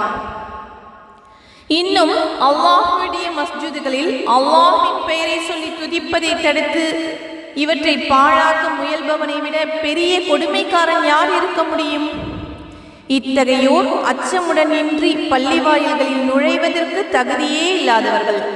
இவர்களுக்கு இவ்வுலக வாழ்வில் இழிவுதான், மேலும் மறுமையில் இவர்களுக்கு கடுமையான வேதனையும் உண்டு. கிழக்கும் மேற்கும் அல்லாஹுக்கே சொந்தம். நீங்கள் எந்த பக்கம் திரும்பினாலும் அங்கே அல்லாஹின் முகம் இருக்கிறது. நிச்சயமாக அல்லாஹ் விசாலமானவன், எல்லாம் அறிந்தவன். இன்னும் கூறுகிறார்கள் அல்லாஹ் ஒரு குமாரனை பெற்றிருக்கிறான் என்று. அப்படியல்ல, அவன் இவர்கள் கூறுவதிலிருந்து மிக தூய்மையானவன். வானங்கள் பூமியில் உள்ளவை யாவும் அவனுக்கே உரியவை. இவை அனைத்தும் அவனுக்கே அடிபணிந்து வழிபடுகின்றன. அல்லாஹ் வானங்களையும் பூமியையும் முன்மாதிரியின்றி இல்லாமையிலிருந்து தானே உண்டாக்கினான். அதனிடம் குன் ஆகுக என்று கூறினால் உடனே அது ஆகிவிடுகிறது. இன்னும் அறியாதவர்கள் கூறுகிறார்கள் அல்லாஹ் ஏன் நம்மிடம் பேசவில்லை, மேலும் நமக்கு ஏன் அத்தாட்சி வரவில்லை என்று. இவர்களுக்கு முன்னர் இருந்தவர்களும் இப்படியே இவர்களின் சொற்களைப் போலவே தான் கூறுகிறார்கள். இவர்களின் இதயங்கள் அவர்களுடைய இதயங்களைப் போன்றவையே தான். ஈமானில் உறுதியுடைய மக்களுக்கு நம் அத்தாட்சிகளை அவர்கள் மனதில் பதியும்படி நாம் நிச்சயமாக தெளிவாய் விவரித்துள்ளோம். நபியே, நாம் உண்மையுடன் நல்லடியாருக்கு நன்மாரையும் கூறுபவராகவும் தீயோருக்கு அச்சமூட்டி எச்சரிக்கை செய்பவராகவுமே அனுப்பியுள்ளோம். நரகவாதிகளை பற்றி நீர் வினவப்பட மாட்டீர். நபியே, யூதர்களும் கிறிஸ்தவர்களும் அவர்கள் வழியை நீர் பின்பற்றாத வரையில் உம்மை பற்றி திருப்தி அடைய மாட்டார்கள். ஆகவே அவர்களை நோக்கி நிச்சயமாக அல்லாஹ்வின் வழி இஸ்லாம், அதுவே நேர்வழி என்று சொல்லும். அன்றி ஞானம் உம்மை வந்தடைந்த பின்னரும் அவர்களுடைய இச்சைகளை பின்பற்றி வீரே ஆனால் அல்லாஹ்விடமிருந்து உம்மை காப்பாற்றுபவனும் உமக்கு உதவி செய்பவனும் இல்லை. யாருக்கு நாம் வேதத்தை கொடுத்தோமோ அவர்கள் அதை எவ்வாறு ஓதி ஒழுகிட வேண்டுமோ அவ்வாறு ஓதுகிறார்கள். அவர்கள் தாம் அதன் மேல் நம்பிக்கை உள்ளவர்கள். யார் அதை நிராகரிக்கின்றார்களோ அவர்கள் பெரும் நஷ்டவாளிகளே. யாக்கோப் என்ற இஸ்ராயேல் மக்களே, நான் உங்களுக்கு அளித்த என் நன்கொடைகளை நினைவு கூறுங்கள். இன்னும் நிச்சயமாக நான் உங்களை உலக மக்கள் எல்லோரையும் விட மேம்பாடுடையோராக செய்தேன். இன்னும் வரப்போகும் அந்நாளில் இருந்து உங்களை காப்பாற்றிக் கொள்ளுங்கள். அன்று ஓர் ஆத்மா பிரிதோர் ஆத்மாவுக்கு உதவி செய்ய இயலாது. அதனிடமிருந்து அதன் பாவங்களுக்கு பரிகாரமாக எந்த நஷ்டஈடும் ஒப்புக்கொள்ளப்பட மாட்டாது. எந்த சிபாரிசும் அதற்கு பலனளிக்காது. இவர்கள் எவர் மூலமாகவும் எந்த உதவியும் செய்யப்பட மாட்டார்கள். இன்னும் இதையும் எண்ணி பாருங்கள். இப்ராஹீமை அவருடைய இறைவன் சில கட்டளையிட்டு சோதித்தான். அவற்றை அவர் முழுமையாக நிறைவேற்றினார். நிச்சயமாக நான் உம்மை மக்களுக்கு இமாமாக தலைவராக ஆக்குகிறேன் என்று அவன் கூறினான். அதற்கு இப்ராஹீம், என் சந்ததியினரிலும் இமாம்களை ஆக்குவாயா என கேட்டார். என் வாக்குறுதி உன் சந்ததியில் உள்ள அநியாயக்காரர்களுக்கு சேராது என்று கூறினான். இதையும் எண்ணி பாருங்கள். காஃபா என்னும் வீட்டை நாம் மக்கள் ஒதுங்கும் இடமாகவும் இன்னும் பாதுகாப்பான இடமாகவும் ஆக்கினோம். இப்ராஹிம் என்ற இடத்தை மகாமு இப்ராஹிமை தொழும் இடமாக நீங்கள் ஆக்கிக் கொள்ளுங்கள் என்றும் நாம் சொன்னோம். இன்னும் என் வீட்டை சுற்றி வருபவர்கள், தங்கியிருப்பவர்கள், ருக்கு செய்பவர்கள், சுஜூது செய்பவர்கள் ஆகியோருக்காக தூய்மையாக அதனை வைத்திருக்க வேண்டும் என்று இப்ராஹீமிடமிருந்தும் இஸ்மாயிலிடமிருந்தும் நாம் உறுதிமொழி வாங்கினோம். இன்னும் நினைவு கூறுங்கள், இப்ராஹீம், இறைவா, இந்த பட்டணத்தை பாதுகாப்பான இடமாக ஆக்கி வைப்பாயாக. இதில் வசிப்போரில் யார் அல்லாஹ்வையும் இறுதி நாளையும் நம்புகிறார்களோ அவர்களுக்கு பல வகை கனிவர்க்கங்களையும் கொண்டு உணவளிப்பாயாக என்று கூறினார். அதற்கு இறைவன் கூறினான், ஆம், யார் நம்பிக்கை கொள்ளவில்லையோ அவனுக்கும் சிறிது காலம் சுகானுபவத்தை அளிப்பேன், பின்னர் அவனை நரக நெருப்பின் வேதனையில் நிர்பந்திப்பேன், அவன் சேரும் இடம் மிகவும் கெட்டதே. இப்ராஹீமும் இஸ்மாயிலும் இவ்வீட்டின் அடித்தளத்தை உயர்த்திய போது, எங்கள் இறைவனே, எங்களிடமிருந்து இப்பணியை ஏற்றுக்கொள்வாயாக. நிச்சயமாக நீயே யாவற்றையும் கேட்பவனாகவும் அறிபவனாகவும் இருக்கின்றாய் என்று கூறினார். எங்கள் இறைவனே, எங்கள் இருவரையும் உன்னை முற்றிலும் வழிபடும் முஸ்லிம்களாக்குவாயாக. எங்கள் சந்ததியினரிடமிருந்தும் உன்னை முற்றிலும் வழிபடும் ஒரு கூட்டத்தினரை முஸ்லிம் சமுதாயத்தை ஆக்கி வைப்பாயாக. நாங்கள் உன்னை வழிபடும் வழிகளையும் அறிவித்தருள்வாயாக. எங்களை கருணையுடன் நோக்கி எங்கள் பிழைகளை மன்னிப்பாயாக. நிச்சயமாக நீயே மிக்க மன்னிப்போனும் அளவிலா அன்புடையோனாகவும் இருக்கின்றாய். எங்கள் இறைவனே, அவர்களிடையே உன்னுடைய வசனங்களை ஓதி காண்பித்து அவர்களுக்கு வேதத்தையும் ஞானத்தையும் கற்றுக் கொடுத்து அவர்களை தூய்மைப்படுத்தக்கூடிய ஒரு தூதரை அவர்களிலிருந்தே எழுந்திடச் செய்வாயாக. நிச்சயமாக நீயே வல்லமை மிக்கோனுமாகவும் பெரும் ஞானமுடையோனாகவும் இருக்கின்றாய். இப்ராஹிமுடைய மார்க்கத்தை புறக்கணிப்பவன் யார்? தன்னைத்தானே தாழ்த்தி கொள்பவனை தவிர. நிச்சயமாக நாம் அவரை தூய்மையாளராக இவ்வுலகில் தேர்ந்தெடுத்தோம். நிச்சயமாக அவர் மறுமையில் நல்லடியார் கூட்டத்திலேயே இருப்பார். இன்னும் அவரிடம், அவருடைய இறைவன் என்னிடம் முற்றிலும் வழிபட்டவராக சரணடையும் என்று சொன்னபோது, அவர் அகிலங்களின் இறைவனுக்கே முற்றிலும் வழிபட்டோனாக சரணடைந்தேன் என்று கூறினார். இதையே இப்ராஹிம் தன் குமாரர்களுக்கு வசியத்து உபதேசம் செய்தார். யாக்கூபும் இவ்வாறே செய்தார். அவர் கூறினார், என் குமாரர்களே, அல்லாஹ் உங்களுக்கு சன்மார்க்கத்தை இஸ்லாமை தேர்ந்தெடுத்துள்ளான். நீங்கள் முஸ்லிம்களாக அன்றி மரணிக்காதீர்கள். யாக்கூபுக்கு மரணம் நெருங்கிய போது நீங்கள் சாட்சியாக இருந்தீர்களா? அப்பொழுது அவர் தம் குமாரர்களிடம், எனக்கு பின் நீங்கள் யாரை வணங்குவீர்கள் என கேட்டதற்கு, உங்கள் நாயனை, உங்கள் மூதாதையர் இப்ராஹிம், இஸ்மாயில், இஸ்ஹாக் ஆகியோரின் நாயனை, ஒரே நாயனையே வணங்குவோம், அவனுக்கே முற்றிலும் வழிபட்ட முஸ்லிம்களாக இருப்போம் என கூறினார். அந்த உம்மத்து சமூகம் சென்று விட்டது. அவர்கள் சம்பாதித்தவை அவர்களுக்கே, நீங்கள் சம்பாதித்தவை உங்களுக்கே. அவர்கள் செய்து கொண்டிருந்தது பற்றி நீங்கள் கேட்கப்பட மாட்டீர்கள். நீங்கள் யூதர்களாக அல்லது கிறிஸ்தவர்களாக மாறிவிடுங்கள், நீங்கள் நேர்வழியை அடைவீர்கள் என்று அவர்கள் கூறுகிறார்கள். அப்படியல்ல, நேரான வழியை சார்ந்த இப்ராஹிமின் மார்க்கத்தையே பின்பற்றுவோம். இணை வைக்கும் முஷ்ரிக்குகளில் நின்றும் அவரில்லை என்று நபியே நீர் கூறுவீராக. முஃமின்களே, நாங்கள் அல்லாஹ்வையும் எங்களுக்கு இறக்கப்பட்ட வேதத்தையும் இப்ராஹிம், இஸ்மாயில், இஸ்ஹாக், யாக்கூப் இன்னும் அவர் சந்ததியினருக்கு இறக்கப்பட்டதையும் மூசாவுக்கும் ஈசாவுக்கும் கொடுக்கப்பட்டதையும் இன்னும் மற்ற நபிமார்களுக்கும் அவர்களின் இறைவனிடமிருந்து கொடுக்கப்பட்டதையும் நம்புகிறோம். அவர்களில் நின்றும் ஒருவருக்கிடையேயும் நாங்கள் வேறுபாடு காட்ட மாட்டோம். இன்னும் நாங்கள் அவனுக்கே முற்றிலும் வழிபடுகிறோம் என்று கூறுவீர்களாக. ஆகவே நீங்கள் ஈமான் கொள்வதைப் போல் அவர்களும் ஈமான் கொண்டால் நிச்சயமாக அவர்கள் நேர்வழியை பெற்றுவிடுவார்கள். ஆனால் அவர்கள் புறக்கணித்து விட்டால் நிச்சயமாக அவர்கள் பிளவில்தான் இருக்கின்றனர். எனவே அவர்களின் கெடுதல்களிலிருந்து உம்மை காப்பாற்ற அல்லாஹ்வே போதுமானவன். அவன் யாவற்றையும் செவியுறுவோனாகவும் எல்லாம் அறிந்தோனுமாகவும் இருக்கிறான். இதுவே அல்லாஹ்வின் வர்ணம், ஞான ஸ்நானம் ஆகும். வர்ணம் கொடுப்பதில் அல்லாஹ்வை விட அழகானவன் யார்? அவனையே நாங்கள் வணங்குகிறோம் என கூறுவீர்களாக. அல்லாஹ்வை பற்றி நீங்கள் எங்களிடம் தர்க்கிக்கிறீர்களா? அவனே எங்கள் இறைவனும் உங்கள் இறைவனும் ஆவான். எங்கள் செய்கைகளின் பலன் எங்களுக்கு, உங்கள் செய்கைகளின் பலன் உங்களுக்கு. மேலும் நாங்கள் அவனுக்கே களப்பற்ற ஈமான் உடையவர்களாக இருக்கின்றோம் என்று நபியே அவர்களுக்கு நீர் கூறுவீராக. இப்ராஹிமும் இஸ்மாயிலும் இஸ்ஹாக்கும் யாக்கூபும் இன்னும் அவர்களுடைய சந்ததியினர் யாவரும் நிச்சயமாக யூதர்கள் அல்லது கிறிஸ்தவர்களே என்று கூறுகின்றீர்களா? நபியே நீர் கேட்பீராக, இதை பற்றி உங்களுக்கு நன்றாக தெரியுமா? அல்லது அல்லாஹுக்கா? அல்லாஹ்விடமிருந்து தன்பால் வந்திருக்கும் சாட்சியங்களை மறைப்பவனை விட அநியாயக்காரன் யார்? இன்னும் அல்லாஹ் நீங்கள் செய்பவை பற்றி பராமுகமாக இல்லை. அந்த உம்மத்து சமூகம் சென்று விட்டது. அவர்கள் சம்பாதித்தவை அவர்களுக்கே, நீங்கள் சம்பாதித்தவை உங்களுக்கே. அவர்கள் செய்து கொண்டிருந்தது பற்றி நீங்கள் கேட்கப்பட மாட்டீர்கள். மக்களில் அறிவியினர்கள் கூறுவார்கள், முஸ்லிம்களாகிய அவர்கள் முன்னர் நோக்கியிருந்த கிப்லாவை விட்டு திருப்பிவிட்டது எது என்று. நபியே நீர் கூறும், கிழக்கும் மேற்கும் அல்லாஹுக்கே உரியவை.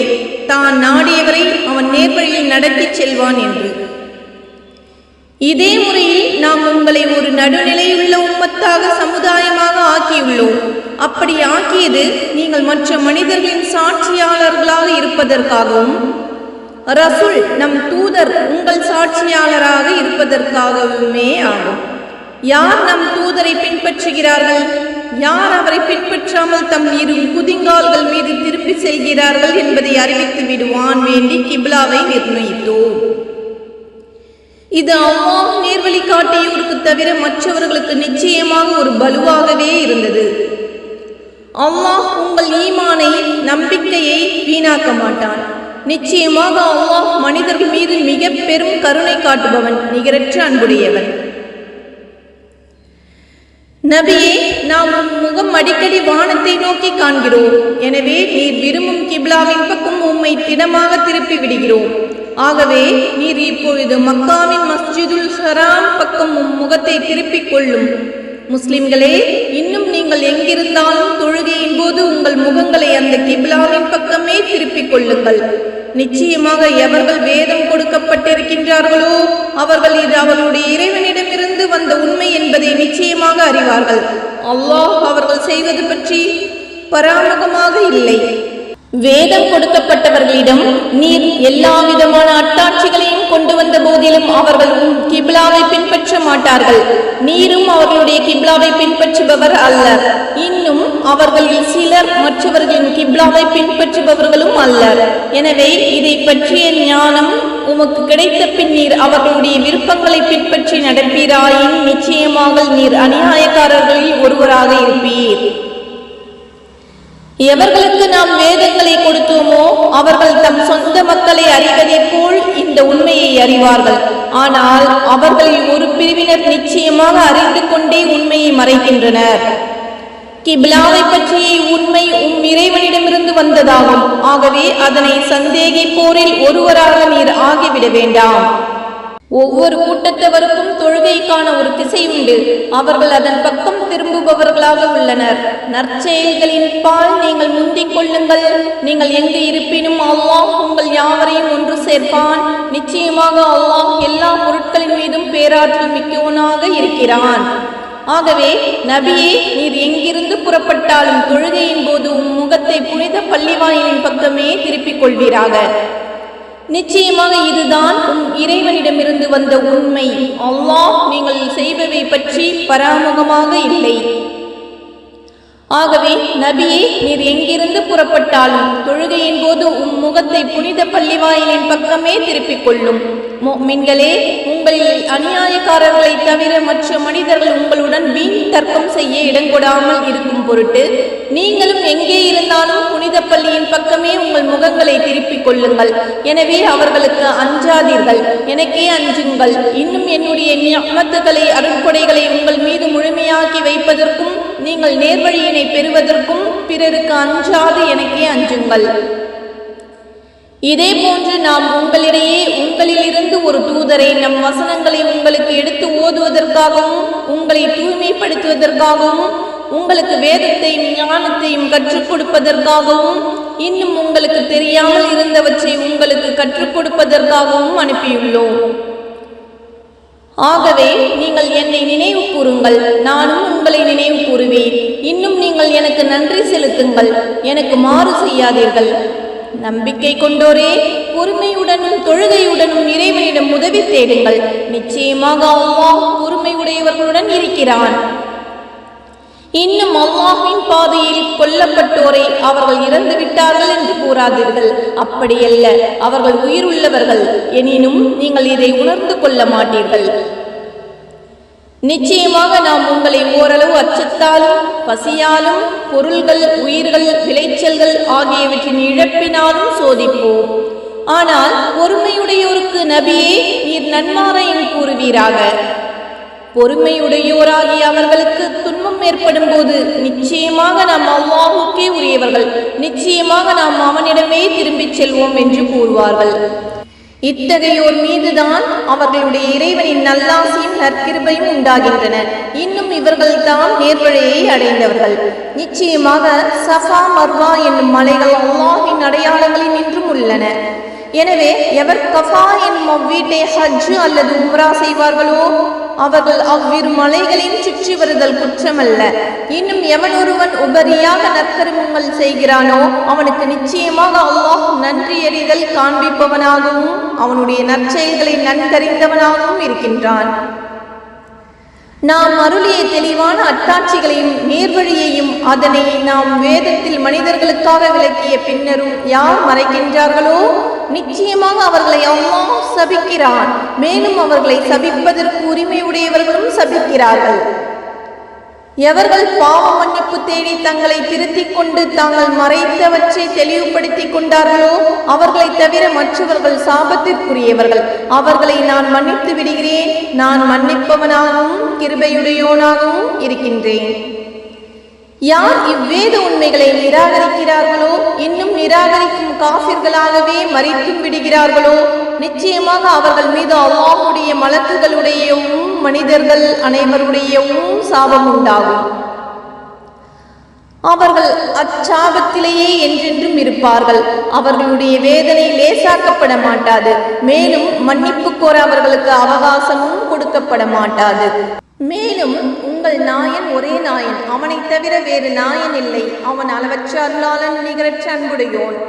நிச்சயமாக வானங்களையும் பூமியையும் அல்லாஹ் படைத்திருப்பதிலும் இரவும் பகலும் மாறி மாறி வந்து கொண்டிருப்பதிலும் மனிதர்களுக்கு பயன் தருவதை கொண்டு கடலில் செல்லும் கப்பல்களிலும் வானத்தில் இருந்து அல்லாஹ் தண்ணீரை இறக்கி அதன் மூலமாக பூமியை இறந்த பின் அதை உயிர்ப்பிப்பதிலும் அதன் மூலம் எல்லா விதமான பிராணிகளையும் பரவிட்டிருப்பதிலும் காற்றுகளை மாறி மாறி வீச செய்வதிலும் வானத்திற்கும் பூமிக்கும் இடையே கட்டுப்பட்டிருக்கும் மேகங்களிலும் சிந்தித்துணரும் மக்களுக்கு அல்லாஹ்வுடைய வல்லமையையும் கருணையையும் எடுத்துக்காட்டும் சான்றுகள் உள்ளன.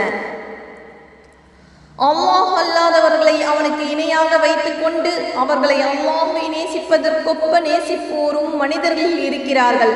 ஆனால் நம்பிக்கை கொண்டவர்கள் அல்லாஹ்வை நேசிப்பதில் உறுதியான நிலையுள்ளவர்கள்.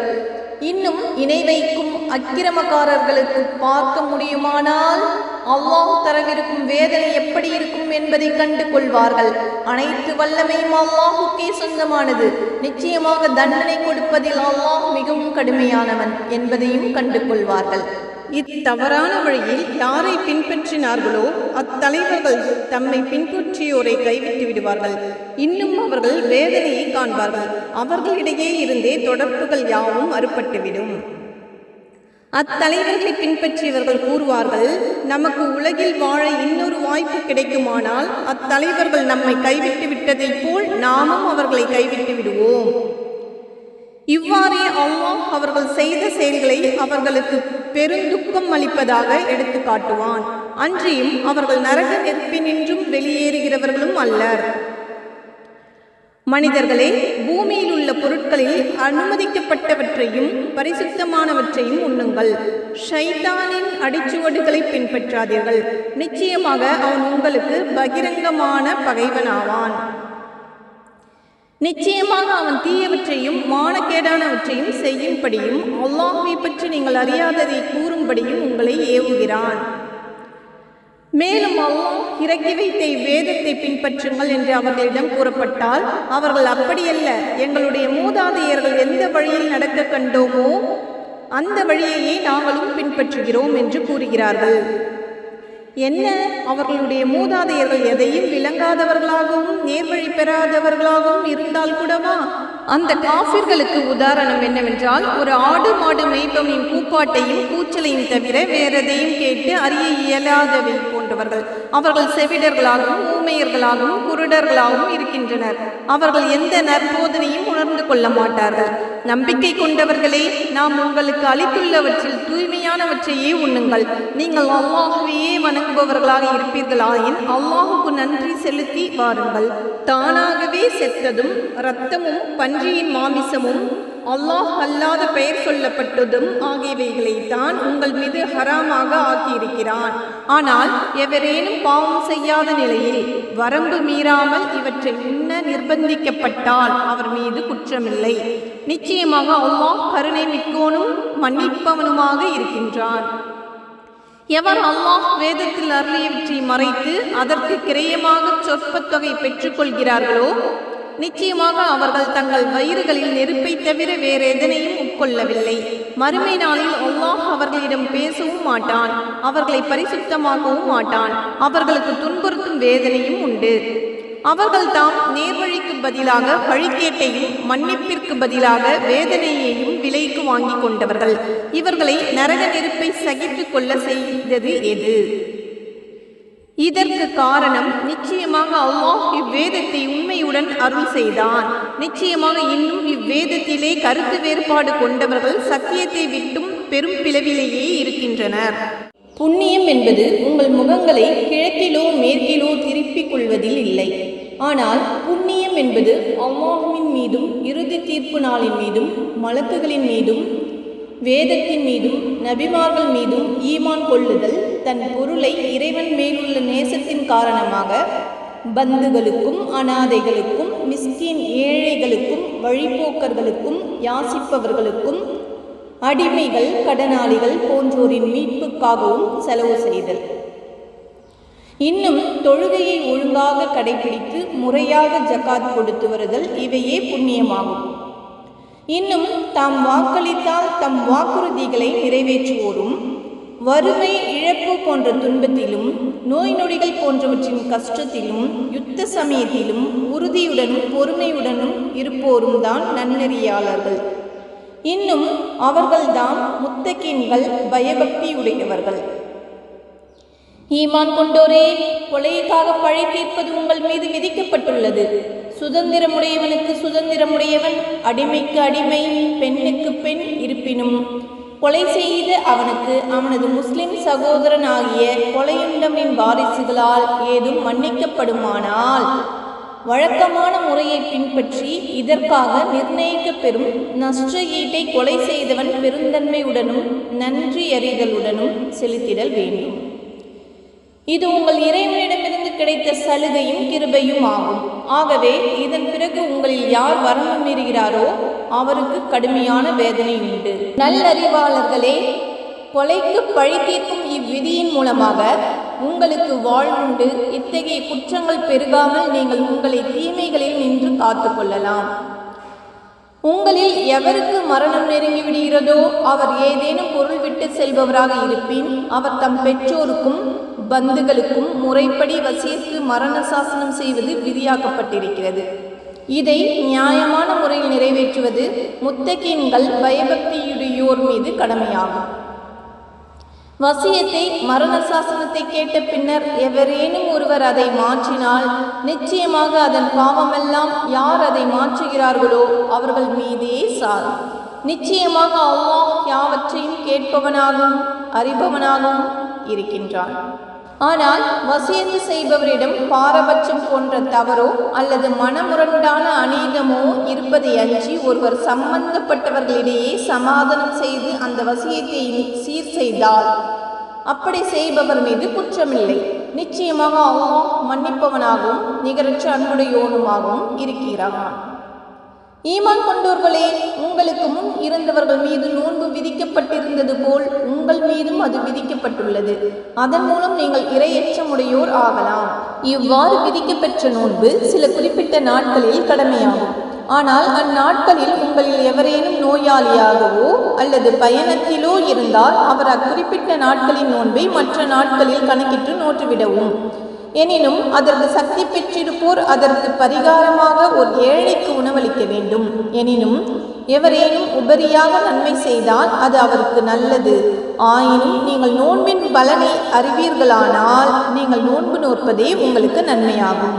ரமலான் மாதம் எத்தகையதென்றால் அதில்தான் மனிதர்களுக்கு முழுமையான வழிகாட்டியாகவும் தெளிவான சான்றுகளை கொண்டதாகவும் நன்மை தீமைகளை பிரித்தறிவிப்பதுமான அல் குர்ஆன் இறக்கி அருளப் பெற்றது. ஆகவே உங்களில் எவர் அம்மாதத்தை அடைகிறாரோ அவர் அம்மாதம் நோன்பு நோக்க வேண்டும். எனினும் எவர் நோயாளியாகவோ அல்லது பயணத்திலோ இருக்கிறாரோ அவர் அக்குறிப்பிட்ட நாட்களின் நோன்பை பின்வரும் நாட்களில் நோக்க வேண்டும். அல்லாஹ் உங்களுக்கு இலகுவானதை நாடுகிறானே தவிர உங்களுக்கு சிரமமானதை அவன் நாடவில்லை. குறிப்பிட்ட நாட்கள் நோன்பில் விட்டுப்பட்டு போனதை பூர்த்தி செய்யவும் உங்களுக்கு நேர்வழி காட்டியதற்காக அல்லாஹ்வின் மகத்துவத்தை நீங்கள் போற்றி நன்றி செலுத்துவதற்காகவுமே அல்லாஹ் இதன் மூலம் நாடுகிறான். நபியே, என் அடியார்கள் என்னை பற்றி உம்மிடம் கேட்டால் நிச்சயமாக நான் சமீபமாகவே இருக்கிறேன். பிரார்த்தனை செய்பவரின் பிரார்த்தனைக்கு அவர் பிரார்த்தித்தால் விடையளிக்கிறேன். அவர்கள் என்னிடமே பிரார்த்தித்து கேட்கட்டும், என்னையே நம்பட்டும், அப்பொழுது அவர்கள் நேர்வழியை அடைவார்கள் என்று கூறுவீராக. நோன்பு கால இரவில் நீங்கள் உங்கள் மனைவியருடன் கூடுவது உங்களுக்கு அனுமதிக்கப்பட்டுள்ளது. அவர்கள் உங்களுக்கு ஆடையாகவும் நீங்கள் அவர்களுக்கு ஆடையாகவும் இருக்கின்றீர்கள். நீங்கள் இரகசியமாக தம்மை தாமே வஞ்சித்து கொண்டிருந்ததை அல்லாஹ் நன்கறிவான். அவன் உங்கள் மீது இரக்கம் கொண்டு உங்களை மன்னித்தான். எனவே இனி நோன்பு இரவுகளில் உங்கள் மனைவியருடன் கூடி அல்லாஹ் உங்களுக்கு விதித்ததை தேடிக்கொள்ளுங்கள். இன்னும் ஃபஜ்ர் அதிகாலை நேரம் என்ற வெள்ளை நூல் இரவு என்ற கருப்பு நூலில் இருந்து தெளிவாக தெரியும் வரை உண்ணுங்கள், பருகுங்கள். பின்னர் இரவு வரும் வரை நோன்பை பூர்த்தி செய்யுங்கள். இன்னும் நீங்கள் பள்ளி வாசலில் தனித்து இஹ்திகாஃபில் இருக்கும்போது உங்கள் மனைவியருடன் கூடாதீர்கள். இவையே அல்லாஹ் விதித்த வரம்புகளாகும். அந்த வரம்புகளை தாண்ட முற்படாதீர்கள். இவ்வாறே கட்டுப்பாட்டுடன் தங்களை காத்து பயபக்தியுடையோர் ஆவதற்காக அல்லாஹ் தன்னுடைய சான்றுகளை தெளிவாக்குகின்றான். அன்றியும் உங்களுக்கிடையில் ஒருவர் மற்றவரின் பொருளை தவறான முறையில் சாப்பிடாதீர்கள். மேலும் நீங்கள் அறிந்து கொண்ட பிற மக்களின் பொருள்களில் இருந்து எந்த ஒரு பகுதியையும் அநியாயமாக தின்பதற்காக அதிகாரிகளிடம் லஞ்சம் கொடுக்க நெருங்காதீர்கள். நபியே, தேய்ந்து வளரும் பிறைகள் பற்றி உம்மிடம் கேட்கிறார்கள். நீர் கூறும், அவை மக்களுக்கு காலம் காட்டுபவையாகவும் ஹஜ்ஜையும் அறிவிப்பவையாகவும் உள்ளன.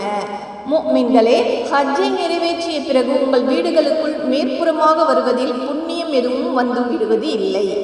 ஆனால் இறைவனுக்கு அஞ்சி நற்செயல் புரிவோரே புண்ணியமுடையோராவார். எனவே வீடுகளுக்குள் முறையான வாசல்கள் வழியாகவே செல்லுங்கள்.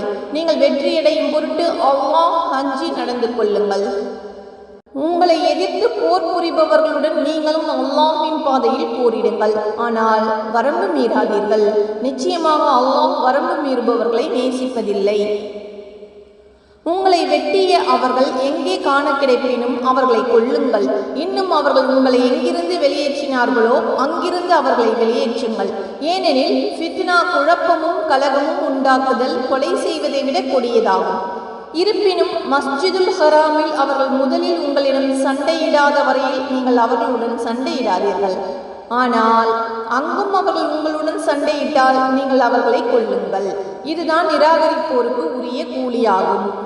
எனினும் அவர்கள் அவ்வாறு செய்வதில் மீண்டும் ஒதுங்கி விடுவார்களாயின் நீங்கள் அவர்களை கொல்லாதீர்கள். நிச்சயமாக அல்லாஹ் மிக மன்னிப்போனாகவும் கருணையுடையோனாகவும் இருக்கின்றான். ஃபித்னா, குழப்பமும் கலகமும் நீங்கி அல்லாஹுக்கே மார்க்கம் என்பது உறுதியாகும் வரை நீங்கள் அவர்களுடன் போரிடுங்கள். ஆனால் அவர்கள் ஒதுங்கி விடுவார்களானால் அக்கிரமக்காரர்கள் தவிர வேறு எவருடனும் பகை கொண்டு போர் செய்தல் கூடாது. போர் செய்வது விலக்கப்பட்டுள்ள ரஜப், துல்கஅதா, துல்ஹஜ், மொஹரம் ஆகிய புனித மாதத்திற்கு புனித மாதமே ஈடாகும். இதே போன்று எல்லா புனித பொருட்களுக்கும் ஈடு உண்டு. ஆகவே எவனாவது அம்மாதத்தில் உங்களுக்கு எதிராக வரம்பு கடந்து நடந்தால் உங்கள் மேல் அவன் எவ்வளவு வரம்பு மீறியுள்ளானோ அதே அளவு நீங்கள் அவன் மேல் வரம்பு மீறுங்கள். அல்லாஹ்வை பயந்து கொள்ளுங்கள். நிச்சயமாக அல்லாஹ் பயபக்தியுடையோருடன் இருக்கின்றான் என்பதை அறிந்து கொள்ளுங்கள். அல்லாஹ்வின் பாதையில் செலவு செய்யுங்கள்.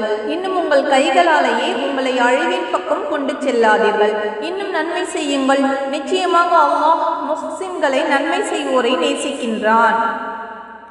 ஹஜ்ஜையும் உம்ராவையும் அல்லாஹுக்காக பூர்த்தி செய்யுங்கள். அப்படி பூர்த்தி செய்ய முடியாதவாறு நீங்கள் தடுக்கப்படுவீர்களாயின் உங்களுக்கு சாத்தியமான ஹதியு, ஆடு, மாடு, ஒட்டகம் போன்ற தியாக பொருளை அனுப்பிவிடுங்கள். அந்த ஹதியு குர்பான் செய்யப்படும் இடத்தை அடைவதற்கு முன் உங்கள் தலைமுடிகளை களையாதீர்கள். ஆயினும் உங்களில் எவரேனும் நோயாளியாக இருப்பதினாலோ அல்லது தலையில் ஏதேனும் தொந்தரவு தரக்கூடிய பிணியின் காரணமாகவோ தலைமுடியில் இறக்கிக் கொள்ள வேண்டிய கட்டாயம் ஏற்பட்டால் அதற்கு பரிகாரமாக நோன்பு இருத்தல் வேண்டும், அல்லது தர்மம் கொடுத்தல் வேண்டும், அல்லது குர்பானி கொடுத்தல் வேண்டும். பின்னர் நெருக்கடி நீங்கி நீங்கள் சமாதான நிலையை பெற்றால் ஹஜ்ஜு வரை உம்ரா செய்வதின் சௌகரியங்களை அடைந்தோர் தனக்கு எது இயலுமோ அந்த அளவு குர்பானி கொடுத்தல் வேண்டும். அவ்வாறு குர்பானி கொடுக்க சாத்தியமில்லையாயின் ஹஜ்ஜு செய்யும் காலத்தில் 3 நாட்களும் பின்னர் தம் ஊர் திரும்பியதும் 7 நாட்களும் ஆக பூரணமாக 10 நாட்கள் நோன்பு நோற்றல் வேண்டும். இந்த சலுகையானது எவருடைய குடும்பம் மஸ்ஜிதுல் ஹராமின் பக்கத்தில் இல்லையோ அவருக்குத்தான். ஆகவே அல்லாஹ்வை பயந்து கொள்ளுங்கள். நிச்சயமாக அல்லாஹ் வேதனை கொடுப்பதில் கடுமையானவன் என்பதை அறிந்து கொள்ளுங்கள். ஹஜ்ஜிக்குரிய காலம் குறிப்பிடப்பட்ட மாதங்களாகும். எனவே அவற்றில் எவரேனும் இஹ்ராம் அணிந்து ஹஜ்ஜை தம் மீது கடமையாக்கி கொண்டால் ஹஜ்ஜின் காலத்தில் சம்போகம், கெட்ட வார்த்தைகள் பேசுதல், சச்சரவு ஆகியவை செய்தல் கூடாது. நீங்கள் செய்யும் ஒவ்வொரு நன்மையையும் அல்லாஹ் அறிந்தவனாகவே இருக்கிறான். மேலும் ஹஜ்ஜுக்கு தேவையான பொருட்களை சித்தப்படுத்தி வைத்துக் கொள்ளுங்கள். நிச்சயமாக இவ்வாறு சித்தப்படுத்தி வைப்பவற்றுள் மிகவும் ஹைரானது, நன்மையானது தக்வா எனும் பயபக்தியே ஆகும். எனவே நல்லறிவுடையோரே, எனக்கே பயபக்தியுடன் நடந்து கொள்ளுங்கள். ஹஜ்ஜின் போது உங்கள் இறைவனுடைய அருளை நாடுதல், அதாவது வியாபாரம் போன்றவற்றின் மூலமாக நேர்மையான பலன்களை அடைதல் உங்கள் மீது குற்றமாகாது.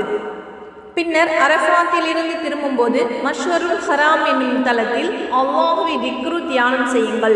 உங்களுக்கு அவன் நேர்வழி காட்டியது போல் அவனை நீங்கள் திக்ரு செய்யுங்கள். நிச்சயமாக நீங்கள் இதற்கு முன் வழி தவறியவர்களில் இருந்தீர்கள்.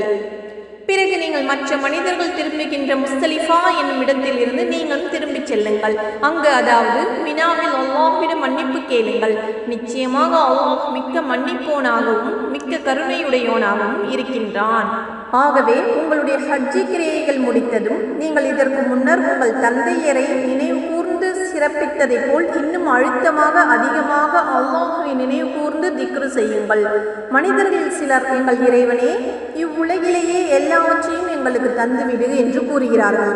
இத்தகையோருக்கு மறுமையில் யாதொரு நற்பாக்கியமும் இல்லை.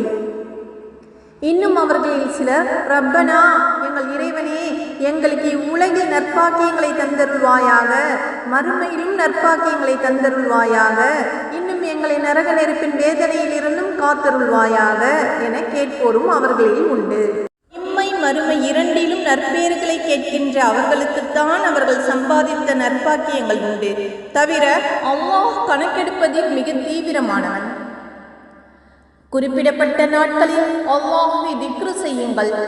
எவரும் மினாவிலிருந்து 2 நாட்களில் விரைந்துவிட்டால் அவர் மீது குற்றமில்லை. யார் ஒரு நாள் அதிகமாக தங்குகிறாரோ அவர் மீதும் குற்றமில்லை. இது இறைவனை அஞ்சிக் கொள்வோருக்காக கூறப்படுகிறது. அல்லாஹ்வை நீங்கள் அஞ்சிக் கொள்ளுங்கள். நீங்கள் நிச்சயமாக அவனிடத்திலே ஒன்று சேர்க்கப்படுவீர்கள் என்பதையும் அறிந்து கொள்ளுங்கள். நபியே, மனிதர்களில் ஒருவன் இருக்கின்றான், உலக வாழ்க்கை பற்றி அவன் பேச்சு உம்மை ஆச்சரியத்தில் ஆழ்த்தும். தன் இருதயத்தில் உள்ளது பற்றி சத்தியம் செய்து அல்லாஹ்வையே சாட்சியாக கூறுவான். உண்மையில் அத்தகையவன்தான் உம்முடைய கொடிய பகைவனாவான். அவன் உம்மை விட்டு திரும்பியதும் பூமியில் கலகத்தை உண்டாக்கவே முயல்வான். விளைநிலங்களையும் கால்நடைகளையும் அழிக்க முயல்வான். கலகத்தை அல்லாஹ் விரும்புவதில்லை. அல்லாஹுக்கு அஞ்சிக் கொள்ளுங்கள் என்று அவனிடம் சொல்லப்பட்டால் ஆணவம் அவனை பாவத்தின் பக்கமே இழுத்து செல்கிறது. அவனுக்கு நரகமே போதுமானது. நிச்சயமாக அந்நரகமானது தங்குமிடங்களில் மிக கெட்டதாகும். இன்னும் அல்லாஹின் திருப்பொருத்தத்தை நாடி தன்னையே தியாகம் செய்பவனும் மனிதர்களில் இருக்கிறான். அல்லாஹ் இத்தகைய தன் நல்லடியார்கள் மீது அளவற்ற அன்புடையவனாக இருக்கின்றான். நம்பிக்கை கொண்டவர்களே, நீங்கள் தீனுல் இஸ்லாத்தில் முழுமையாக நுழைந்து விடுங்கள். தவிர ஷைத்தானுடைய அடிச்சுவடுகளை நீங்கள் பின்பற்றாதீர்கள். நிச்சயமாக அவன் உங்களுக்கு பகிரங்கமான பகைவனாவான். தெளிவான அத்தாட்சிகள் உங்களிடம் வந்த பின்னரும் நீங்கள் சருகி விடுவீர்களானால் நிச்சயமாக அல்லாஹ் வலிமை மிக்கவன், பேரறிவாளன் என்பதை அறிந்து கொள்ளுங்கள். அல்லாஹுவையும் அவனுடைய மலக்குகளும் மேக நிழல்களின் வழியாக தண்டனையை கொண்டு வந்து அவர்களுடைய காரியத்தை தீர்த்து வைத்தல் வேண்டும் என்பதை தவிர வேறு எதனையும் ஷைத்தானின் அடிச்சுவட்டை பின்பற்றுவோர் எதிர்பார்க்கிறார்களா? மறுமையில் அவர்களுடைய சகல காரியங்களும் அல்லாஹ்விடமே அவன் தீர்ப்புக்கு கொண்டு வரப்படும். நபியே, இஸ்ராயலின் சந்ததிகளிடம் யகூதிகளிடம் நீர் கேளும், நாம் எத்தனை தெளிவான அத்தாட்சிகளை அவர்களிடம் அனுப்பினோம் என்று. அல்லாஹ்வின் அருள் கொடைகள் தம்மிடம் வந்த பின்னர் யார் அதை மாற்றுகிறார்களோ அத்தகையோருக்கு தண்டனை கொடுப்பதில் நிச்சயமாக அல்லாஹ் கடுமையானவன். நிராகரிப்போருக்கு காஃபிர்களுக்கு இவ்வுலக வாழ்க்கை அழகாகப்பட்டுள்ளது. இதனால் அவர்கள் ஈமான் நம்பிக்கை கொண்டோரை ஏளனம் செய்கிறார்கள். ஆனால் பயபக்தியுடைய ஒரு மறுமையில் அவர்களை விட உயர்ந்த நிலையில் இருப்பார்கள். இன்னும் அல்லாஹ் தான் நாடுவோருக்கு கணக்கின்றி கொடுப்பான். ஆரம்பத்தில் மனிதர்கள் ஒரே கூட்டத்தினராகவே இருந்தனர். அல்லாஹ் நல்லோருக்கு நன்மாரையும் கூறுவோராகவும் தீயோருக்கு அச்சமூட்டி எச்சரிக்கை செய்வோராகவும் நபிமார்களை அனுப்பி வைத்தான். அத்துடன் மனிதர்களிடையே ஏற்படும் கருத்து வேறுபாடுகளை தீர்த்து வைப்பதற்காக அவர்களுடன் உண்மையுடைய வேதத்தையும் இறக்கி வைத்தான். எனினும் அவ்வேதம் கொடுக்கப்பட்டவர்கள் தெளிவான ஆதாரங்கள் வந்த பின்னரும் தம்மிடையே உண்டான பொறாமை காரணமாக மாறுபட்டார்கள். ஆயினும் அல்லாஹ் அவர்கள் மாறுபட்டு புறக்கணித்து விட்ட உண்மையின் பக்கம் செல்லுமாறு ஈமான் கொண்டோருக்கு தன் அருளினால் நேர்வழி காட்டினான். இவ்வாறே அல்லாஹ் தான் நாடியோரை நேர்வழியில் செலுத்துகின்றான். உங்களுக்கு முன்னே சென்று போனவர்களுக்கு ஏற்பட்ட சோதனைகள் உங்களுக்கு வராமலேயே சொர்க்கத்தை அடைந்து விடலாம் என்று நீங்கள் எண்ணுகிறீர்களா? அவர்களை வறுமை, பிணி போன்ற கஷ்டங்களும் துன்பங்களும் பீடித்தன. அல்லாஹின் உதவி எப்பொழுது வரும் என்று தூதரும் அவரோடு ஈமான் கொண்டவர்களும் கூறும் அளவுக்கு அவர்கள் அலைக்கழிக்கப்பட்டார்கள். நிச்சயமாக அல்லாஹின் உதவி சமீபத்திலேயே இருக்கிறது என்று நாம் ஆறுதல் கூறினோம். அவர்கள் உம்மிடம் கேட்கிறார்கள், எதை யாருக்கு செலவு செய்ய வேண்டும் என்று. நீர் கூறும், நன்மையை நாடி நல்ல பொருள் எதனை நீங்கள் செலவு செய்தாலும் அதை தாய் தந்தையருக்கும் நெருங்கிய உறவினர்களுக்கும் அனாதைகளுக்கும் மிஸ்கின் ஏழைகளுக்கும் வழிபோக்கர்களுக்கும் கொடுங்கள். மேலும் நீங்கள் நன்மையான எதனை செய்தாலும் நிச்சயமாக அல்லாஹ் அதை அறிந்து தக்க கூலி தருபவனாக இருக்கிறான். போர் செய்தல் அது உங்களுக்கு வெறுப்பாக இருப்பினும் உங்கள் நலன் கருதி உங்கள் மீது விதிக்கப்பட்டுள்ளது. நீங்கள் ஒரு பொருளை வெறுக்கலாம், ஆனால் அது உங்களுக்கு நன்மை பயப்பதாக இருக்கும். ஒரு பொருளை நீங்கள் விரும்பலாம், ஆனால் அது உங்களுக்கு தீமை பயப்பதாக இருக்கும். இவற்றையெல்லாம் அல்லாஹ் அறிவான், நீங்கள் அறிய மாட்டீர்கள். நபியே, புனிதமான விலக்கப்பட்ட மாதங்களில் போர் புரிவது பற்றி அவர்கள் உம்மிடம் கேட்கிறார்கள். நீர் கூறும், அக்காலத்தில் போர் செய்வது பெரும் குற்றமாகும். ஆனால் அல்லாஹின் பாதையை விட்டு தடுப்பதும் அவனை நிராகரிப்பதும் மஸ்ஜிதுல் ஹராமுக்குள் வரவிடாது தடுப்பதும் அங்குள்ளவர்களை அதிலிருந்து வெளியேற்றுவதும் ஆகியவற்றையெல்லாம் அதைவிட பெரும் குற்றங்களாகும். ஃபித்னா, குழப்பம் செய்வது கொலையை விட கொடியது.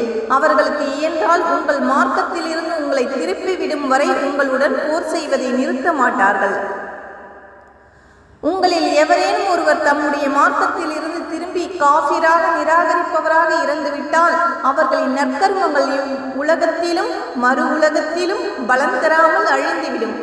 இன்னும் அவர்கள் நரகவாசிகளாக அந்நெருப்பில் என்றென்றும் தங்கிவிடுவார்கள்.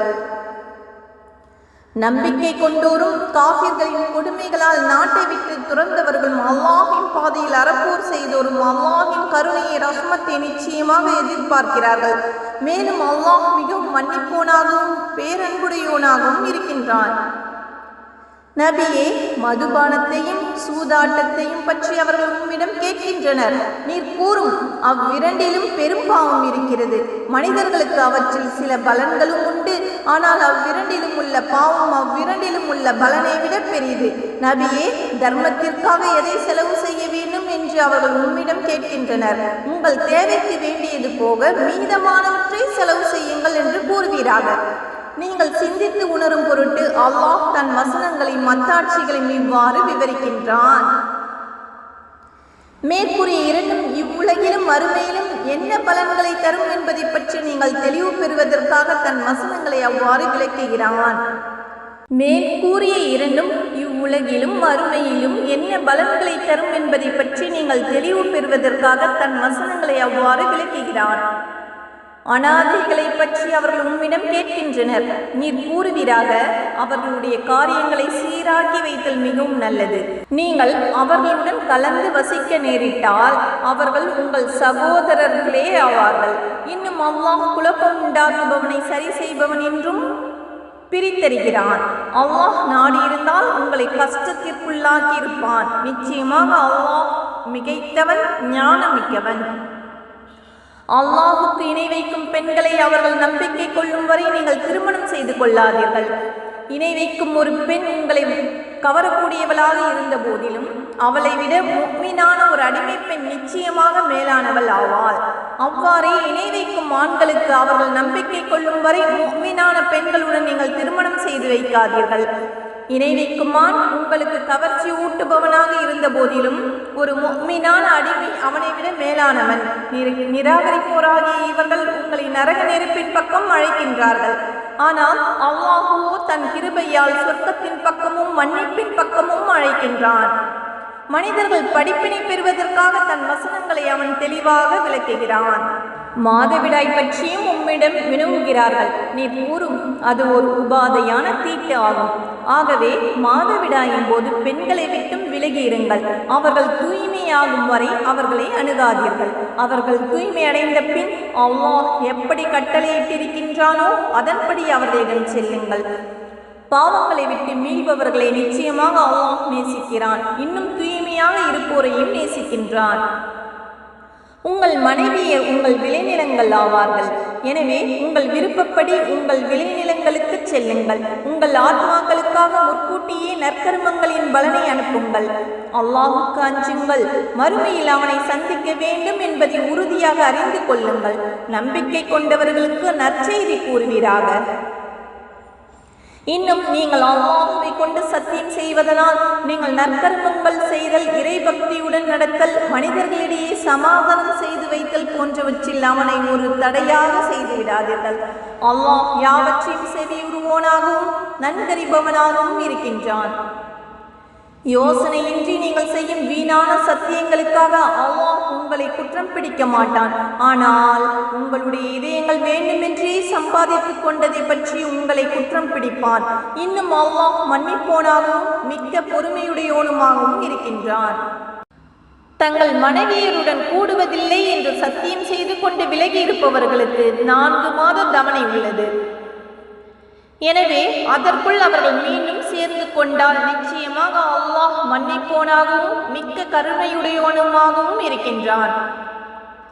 ஆனால் அவர்கள் தலாக் விவாக விலக்கு செய்து கொள்ள உறுதி கொண்டார்களானால் நிச்சயமாக அல்லாஹ் யாவற்றையும் செவியுறுவோனாகவும் நன்கறிபவனாகவும் இருக்கின்றான். தலாக் கூறப்பட்ட பெண்கள் தங்களுக்கு 3 மாதவிடாய்கள் ஆகும் வரை பொறுத்திருக்க வேண்டும். அல்லாஹையும் இறுதி நாளையும் அவர்கள் நம்புவார்களாயின் தம் கற்ப கோளறைகளில் அல்லாஹ் படைத்திருப்பதை மறைத்தல் கூடாது. ஆனால் பெண்களின் கணவர்கள் அவர்களை திரும்ப அழைத்துக் கொள்வதன் மூலம் இணக்கத்தை நாடினால் அத்தவணைக்குள் அவர்களை மனைவியராக திருப்பிக் கொள்ள அவர்களுக்கு அதிக உரிமை உண்டு. கணவர்களுக்கு பெண்களிடம் இருக்கும் உரிமைகள் போன்று முறைப்படி அவர்கள் மீது பெண்களுக்கும் உரிமை உண்டு. ஆயினும் ஆண்களுக்கு அவர்கள் மீது ஒரு படி உயர் உண்டு. மேலும் அல்லாஹ் வல்லமையும் ஞானமும் மிக்கோனாக இருக்கின்றான். இத்தகைய தலாக் 2 முறைகள் தான் கூறலாம். பின் தவணைக்குள் முறைப்படி கணவன் மனைவியாக சேர்ந்து வாழலாம் அல்லது நேர்மையான முறையில் பிரிந்து போக விட்டுவிடலாம். அவ்விருவரும் அல்லாஹ்வின் வரம்புகளை நிலைநிறுத்த முடியாது என்று அஞ்சும் போது தவிர நீங்கள் மனைவியருக்கு கொடுத்தவற்றில் இருந்து யாதொன்றையும் திருப்பி எடுத்துக் கொள்ளுதல் கூடாது. இன்னும் நீங்கள் அல்லாஹ்வின் வரம்புகளை அவர்களால் நிலைநிறுத்த முடியாது என்று அஞ்சினால் அவள் கணவனுக்கு ஏதேனும் ஈடாக கொடுத்து பிரிந்து விடுவதில் குற்றமில்லை. இவை அல்லாஹ் ஏற்படுத்தியுள்ள வரையறைகளாகும். ஆகையால் அவற்றை மீறாதீர்கள். எவர் அல்லாஹ்வின் வரையறைகளை மீறுகிறார்களோ அவர்கள் அக்கிரமக்காரர்கள் ஆவார்கள். மீட்ட முடியாதபடி, அதாவது 2 தடவை தலாக் சொன்ன பின்னர் 3ஆம் தலாக் சொல்லிவிட்டால் கணவன் அப்பெண்ணை மறுமணம் செய்து கொள்ள முடியாது.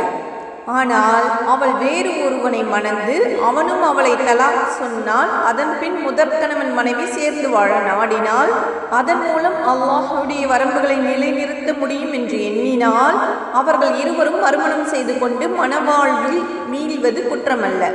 இவை அல்லாஹ்வின் வரையறைகளாகும்.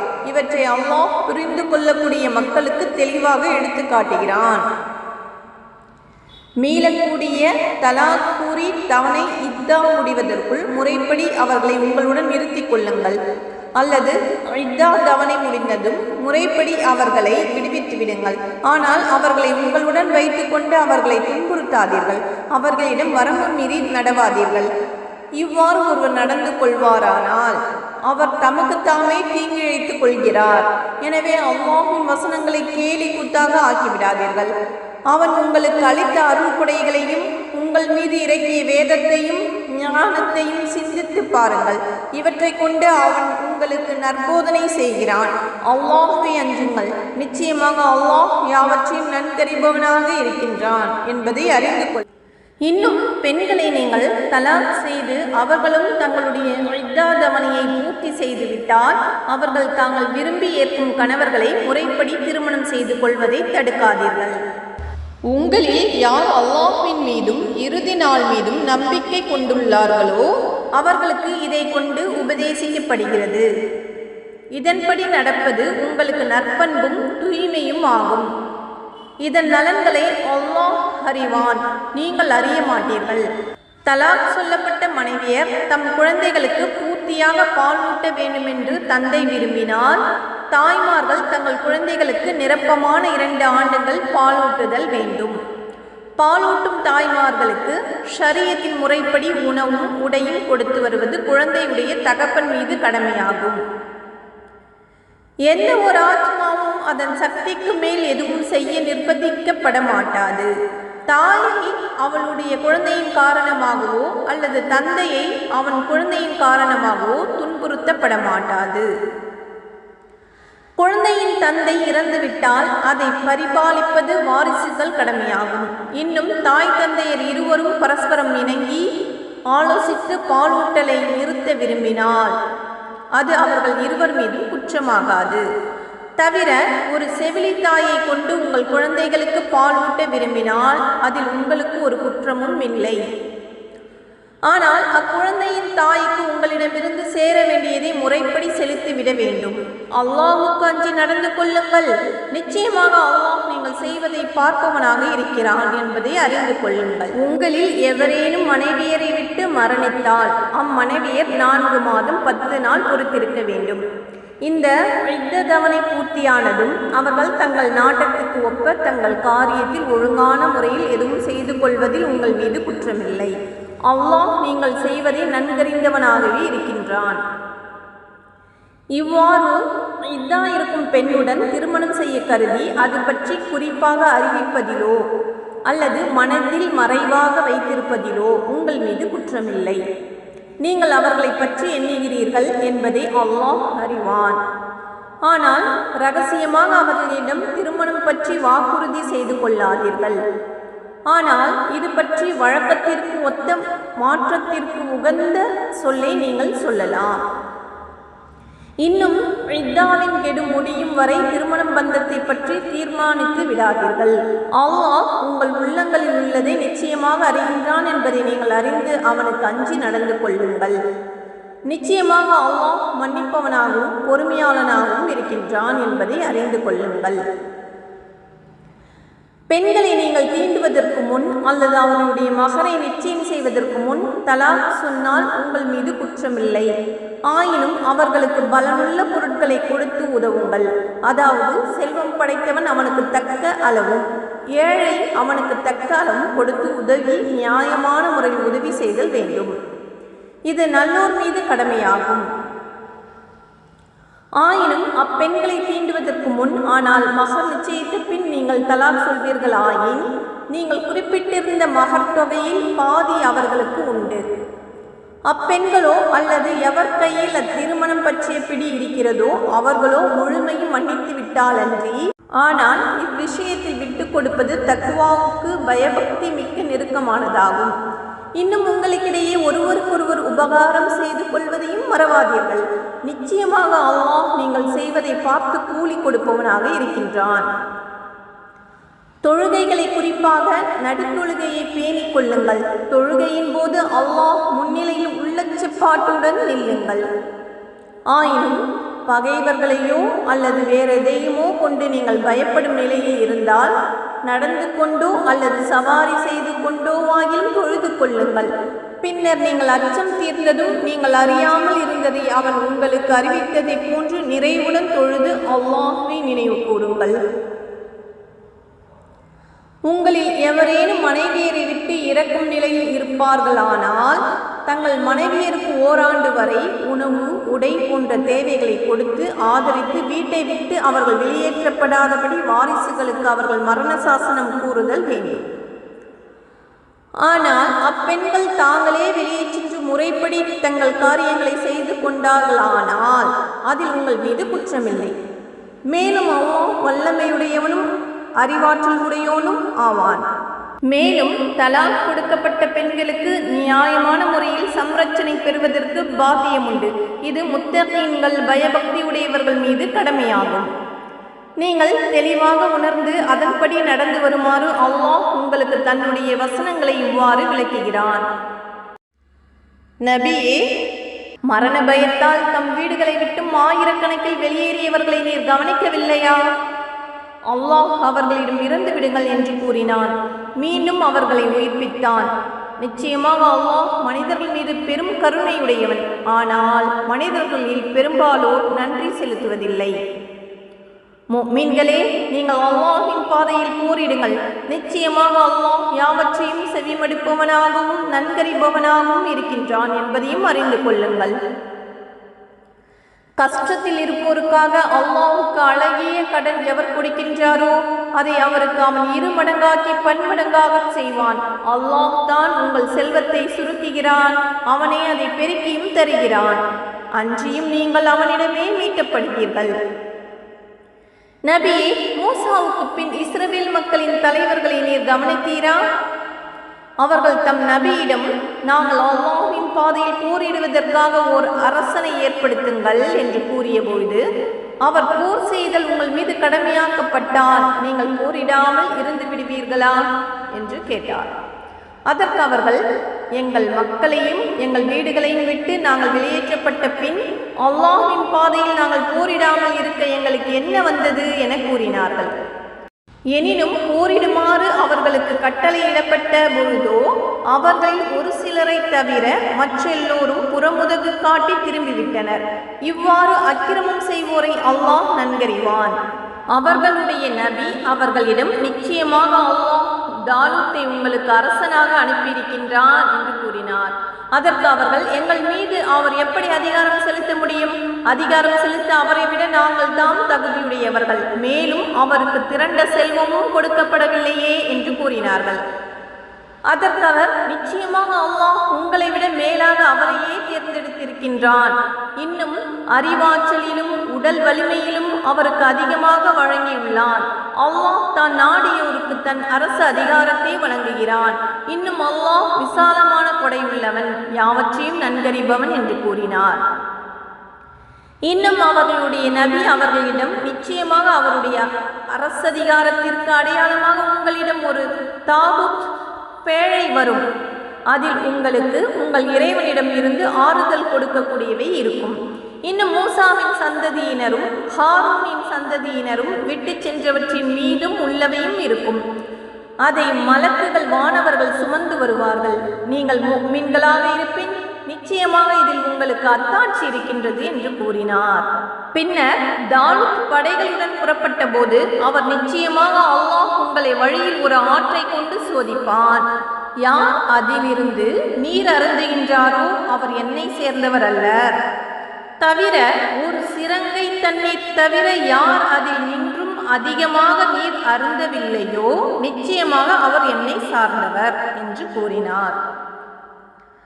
அவர்களில் ஒரு சிலரை தவிர பெரும்பாலோர் அதிலிருந்து அதிகமாக நீர் அருந்தினார்கள்.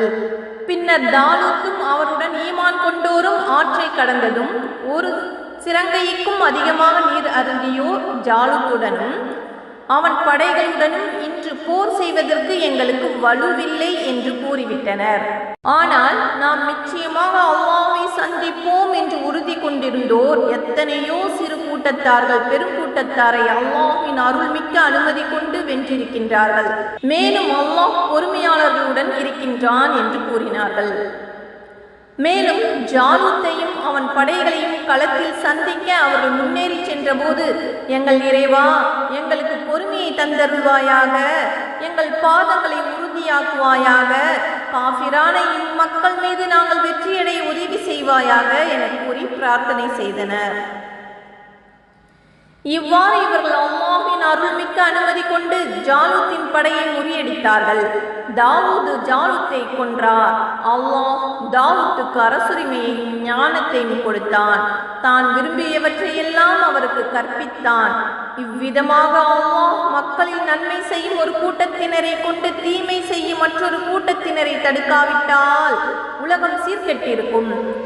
ஆயினும் நிச்சயமாக அல்லாஹ் அகிலத்தார் மீது பெரும் கருணையுடையவனாக இருக்கின்றான். நபியே, இவை அல்லாஹ்வின் வசனங்களாகும். இவற்றை நாம் உண்மையை கொண்டு உமக்கு ஓதி காண்பிக்கின்றோம். நிச்சயமாக நீர் நம்மால் அனுப்பப்பட்ட தூதர்களில் ஒருவர் தாம். அத்தூதர்கள் அவர்களில் சிலரை விட நாம் மேன்மையாக்கியிருக்கின்றோம். அவர்களில் சிலருடன் அல்லாஹ் பேசியிருக்கின்றான். அவர்களில் சிலரை பதவிகளில் உயர்த்தியும் இருக்கின்றான். தவிர மர்யமுடைய மகன் ஈசாவுக்கு நாம் தெளிவான அத்தாட்சிகளை கொடுத்தோம். இன்னும் ரூஹுல் குதுசி எனும் பரிசுத்த ஆத்மாவை கொண்டு அவருக்கு உதவி செய்தோம். அல்லாஹ் நாடி இருந்தால் தங்களிடம் தெளிவான அத்தாட்சிகள் வந்த பின்னரும் அத்தூதுவர்களுக்கு பின் வந்த மக்கள் தங்களுக்குள் சண்டை செய்து கொண்டிருக்க மாட்டார்கள். ஆனால் அவர்கள் வேறுபாடுகள் கொண்டனர். அவர்களில் ஈமான் கொண்டோரும் உள்ளனர், அவர்களில் நிராகரித்தோரும் காஃபிரானோரும் உள்ளனர். அல்லாஹ் நாடி இருந்தால் அவர்கள் இவ்வாறு சண்டை செய்து கொண்டிருக்க மாட்டார்கள். ஆனால் அல்லாஹ் தான் நாடியவற்றை செய்கின்றான். நம்பிக்கை கொண்டோரே, பேரங்களும் நட்புறவுகளும் பரிந்துரைகளும் இல்லாத அந்த இறுதி தீர்ப்பு நாள் வருவதற்கு முன்னர் நாம் உங்களுக்கு அளித்தவற்றில் இருந்து நல்வழிகளில் செலவு செய்யுங்கள். இன்னும் காஃபிர்களாக இருக்கின்றார்களே, அவர்கள்தான் அநியாயக்காரர்கள். அல்லாஹ் அவனை தவிர வணக்கத்துக்குரிய நாயன் வேறு இல்லை. அவன் என்றென்றும் ஜீவித்திருப்பவன், என்றென்றும் நிலைத்திருப்பவன். அவனை அறிதுயிலோ உறக்கமோ பேடிக்கா. வானங்களில் உள்ளவையும் பூமியில் உள்ளவையும் அவனுக்கே உரியன. அவன் அனுமதியின்றி அவனிடம் யார் பரிந்துரை செய்ய முடியும்? படைப்பினங்களுக்கு முன்னுள்ளவற்றையும் அவற்றுக்கு பின்னுள்ளவற்றையும் அவன் நன்கறிவான். அவன் ஞானத்திலிருந்து எதனையும் அவன் நாட்டமின்றி எவரும் அறிந்து கொள்ள முடியாது. அவனுடைய அரியாசனம் குர்சியும் வானங்களிலும் பூமியிலும் பறந்து நிற்கின்றது. அவ்விரண்டையும் காப்பது அவனுக்கு சிரமத்தை உண்டாக்குவதில்லை. அவன் மிக உயர்ந்தவன், மகிமை மிக்கவன். இஸ்லாமிய மார்க்கத்தில் எவ்வகையான நிர்பந்தமும் இல்லை. வழிகேட்டிலிருந்து நேர்வழி முற்றிலும் பிரிந்து தெளிவாகிவிட்டது. ஆகையால் எவர் வழிகெடுப்பவற்றை நிராகரித்து அல்லாஹ்வின் மீது நம்பிக்கை கொள்கிறாரோ அவர் அருந்து விடாத கெட்டியான கயிற்றை நிச்சயமாக பற்றி கொண்டார். அல்லாஹ் யாவற்றையும் செவியுறுவோனாகவும் நன்கறிவோனாகவும் இருக்கின்றான். அல்லாஹ்வே நம்பிக்கை கொண்டவர்களின் பாதுகாவலன் ஆவான். அவன் அவர்களை இருள்களிலிருந்து வெளிச்சத்தின் பக்கம் கொண்டு வருகின்றான். ஆனால் நிராகரிப்பவர்களுக்கோ வழி கெடுக்கும் ஷைத்தான்கள் தான் அவர்களின் பாதுகாவலர்கள். அவை அவர்களை வெளிச்சத்திலிருந்து இருள்களின் பக்கம் கொண்டு வருகின்றன. அவர்களே நரகவாசிகள், அவர்கள் அதில் என்றென்றும் இருப்பர். அல்லாஹ் தனக்கு அரசாட்சி கொடுத்ததின் காரணமாக ஆணவம் கொண்டு இப்ராஹிமிடத்தில் அவருடைய இறைவனை பற்றி தர்க்கம் செய்தவனை நபியே, நீர் கவனித்தீரா? இப்ராஹிம் கூறினார், எவன் உயிர் கொடுக்கவும் மரணம் அடையும்படியும் செய்கிறானோ அவனே என்னுடைய ரப்பு, இறைவன் என்று. அதற்கவன், நானும் உயிர் கொடுக்கிறேன், மரணம் அடையும்படியும் செய்கிறேன் என்று கூறினான். அப்பொழுது இப்ராஹிம் கூறினார், திட்டமாக அல்லாஹ் சூரியனை கிழக்கில் உதிக்க செய்கிறான், நீ அதை மேற்கு திசையில் உதிக்கும்படி செய் என்று. அல்லாஹ்வை நிராகரித்த அவன் திகைத்து வாயடைப்பட்டு போனான். தவிர அல்லாஹ் அநியாயம் செய்யும் கூட்டத்தாருக்கு நேர்வழி காண்பிப்பதில்லை. அல்லது ஒரு கிராமத்தின் பக்கமாக சென்றவரை போல் அந்த கிராமத்தில் உள்ள வீடுகளின் உச்சிகள் எல்லாம் இடிந்து விழுந்து பாழடைந்து கிடந்தன. இதை பார்த்த அவர், இவ்வூர் இவ்வாறு அழிந்து மறித்த பின் இதனை அல்லாஹ் எப்படி உயிர்ப்பிப்பான் என்று வியந்து கூறினார். ஆகவே அல்லாஹ் அவரை 100 ஆண்டுகள் வரை இறந்து போகும்படி செய்தான். பின்னர் அவரை உயிர் பெற்றெழும்படி செய்து, எவ்வளவு காலம் இந்நிலையில் இருந்தீர் என்று அவரை கேட்டான். அதற்கு அவர், ஒரு நாள் அல்லது ஒரு நாளின் சிறு பகுதியில் இவ்வாறு இருந்தேன் என்று கூறினார்.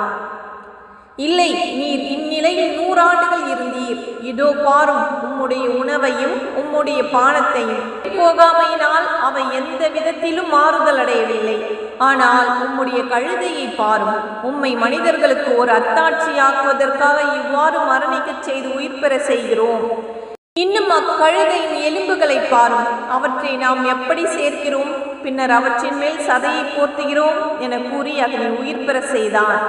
இதுவெல்லாம் அவருக்கு தெளிவான போது அவர், நிச்சயமாக அல்லாஹ் எல்லா பொருள்களின் மீதும் வல்லமை உடையவன் என்பதை நான் அறிந்து கொண்டேன் என்று கூறினார். இன்னும் இப்ராஹிம், என் இறைவா, இறந்தவர்களை நீ எவ்வாறு உயிர்ப்பிக்கிறாய் என்பதை எனக்கு காண்பிப்பாயாக என கோரிய போது அவன், நீ இதை நம்பவில்லையா என கேட்டான். மெய்யாக நம்புகிறேன், ஆனால் என் இதயம் அமைதி பெறும் பொருட்டே இவ்வாறு கேட்கிறேன் என்று கூறினார். அப்படியாயின் பறவைகளிலிருந்து 4 பிடித்து அவை உம்மிடம் திரும்பி வருமாறு பழக்கிக் கொள்ளும். பின்னர் அவற்றை அறுத்து அவற்றின் பாகத்தை ஒவ்வொரு மலையின் மீது வைத்துவிடும்.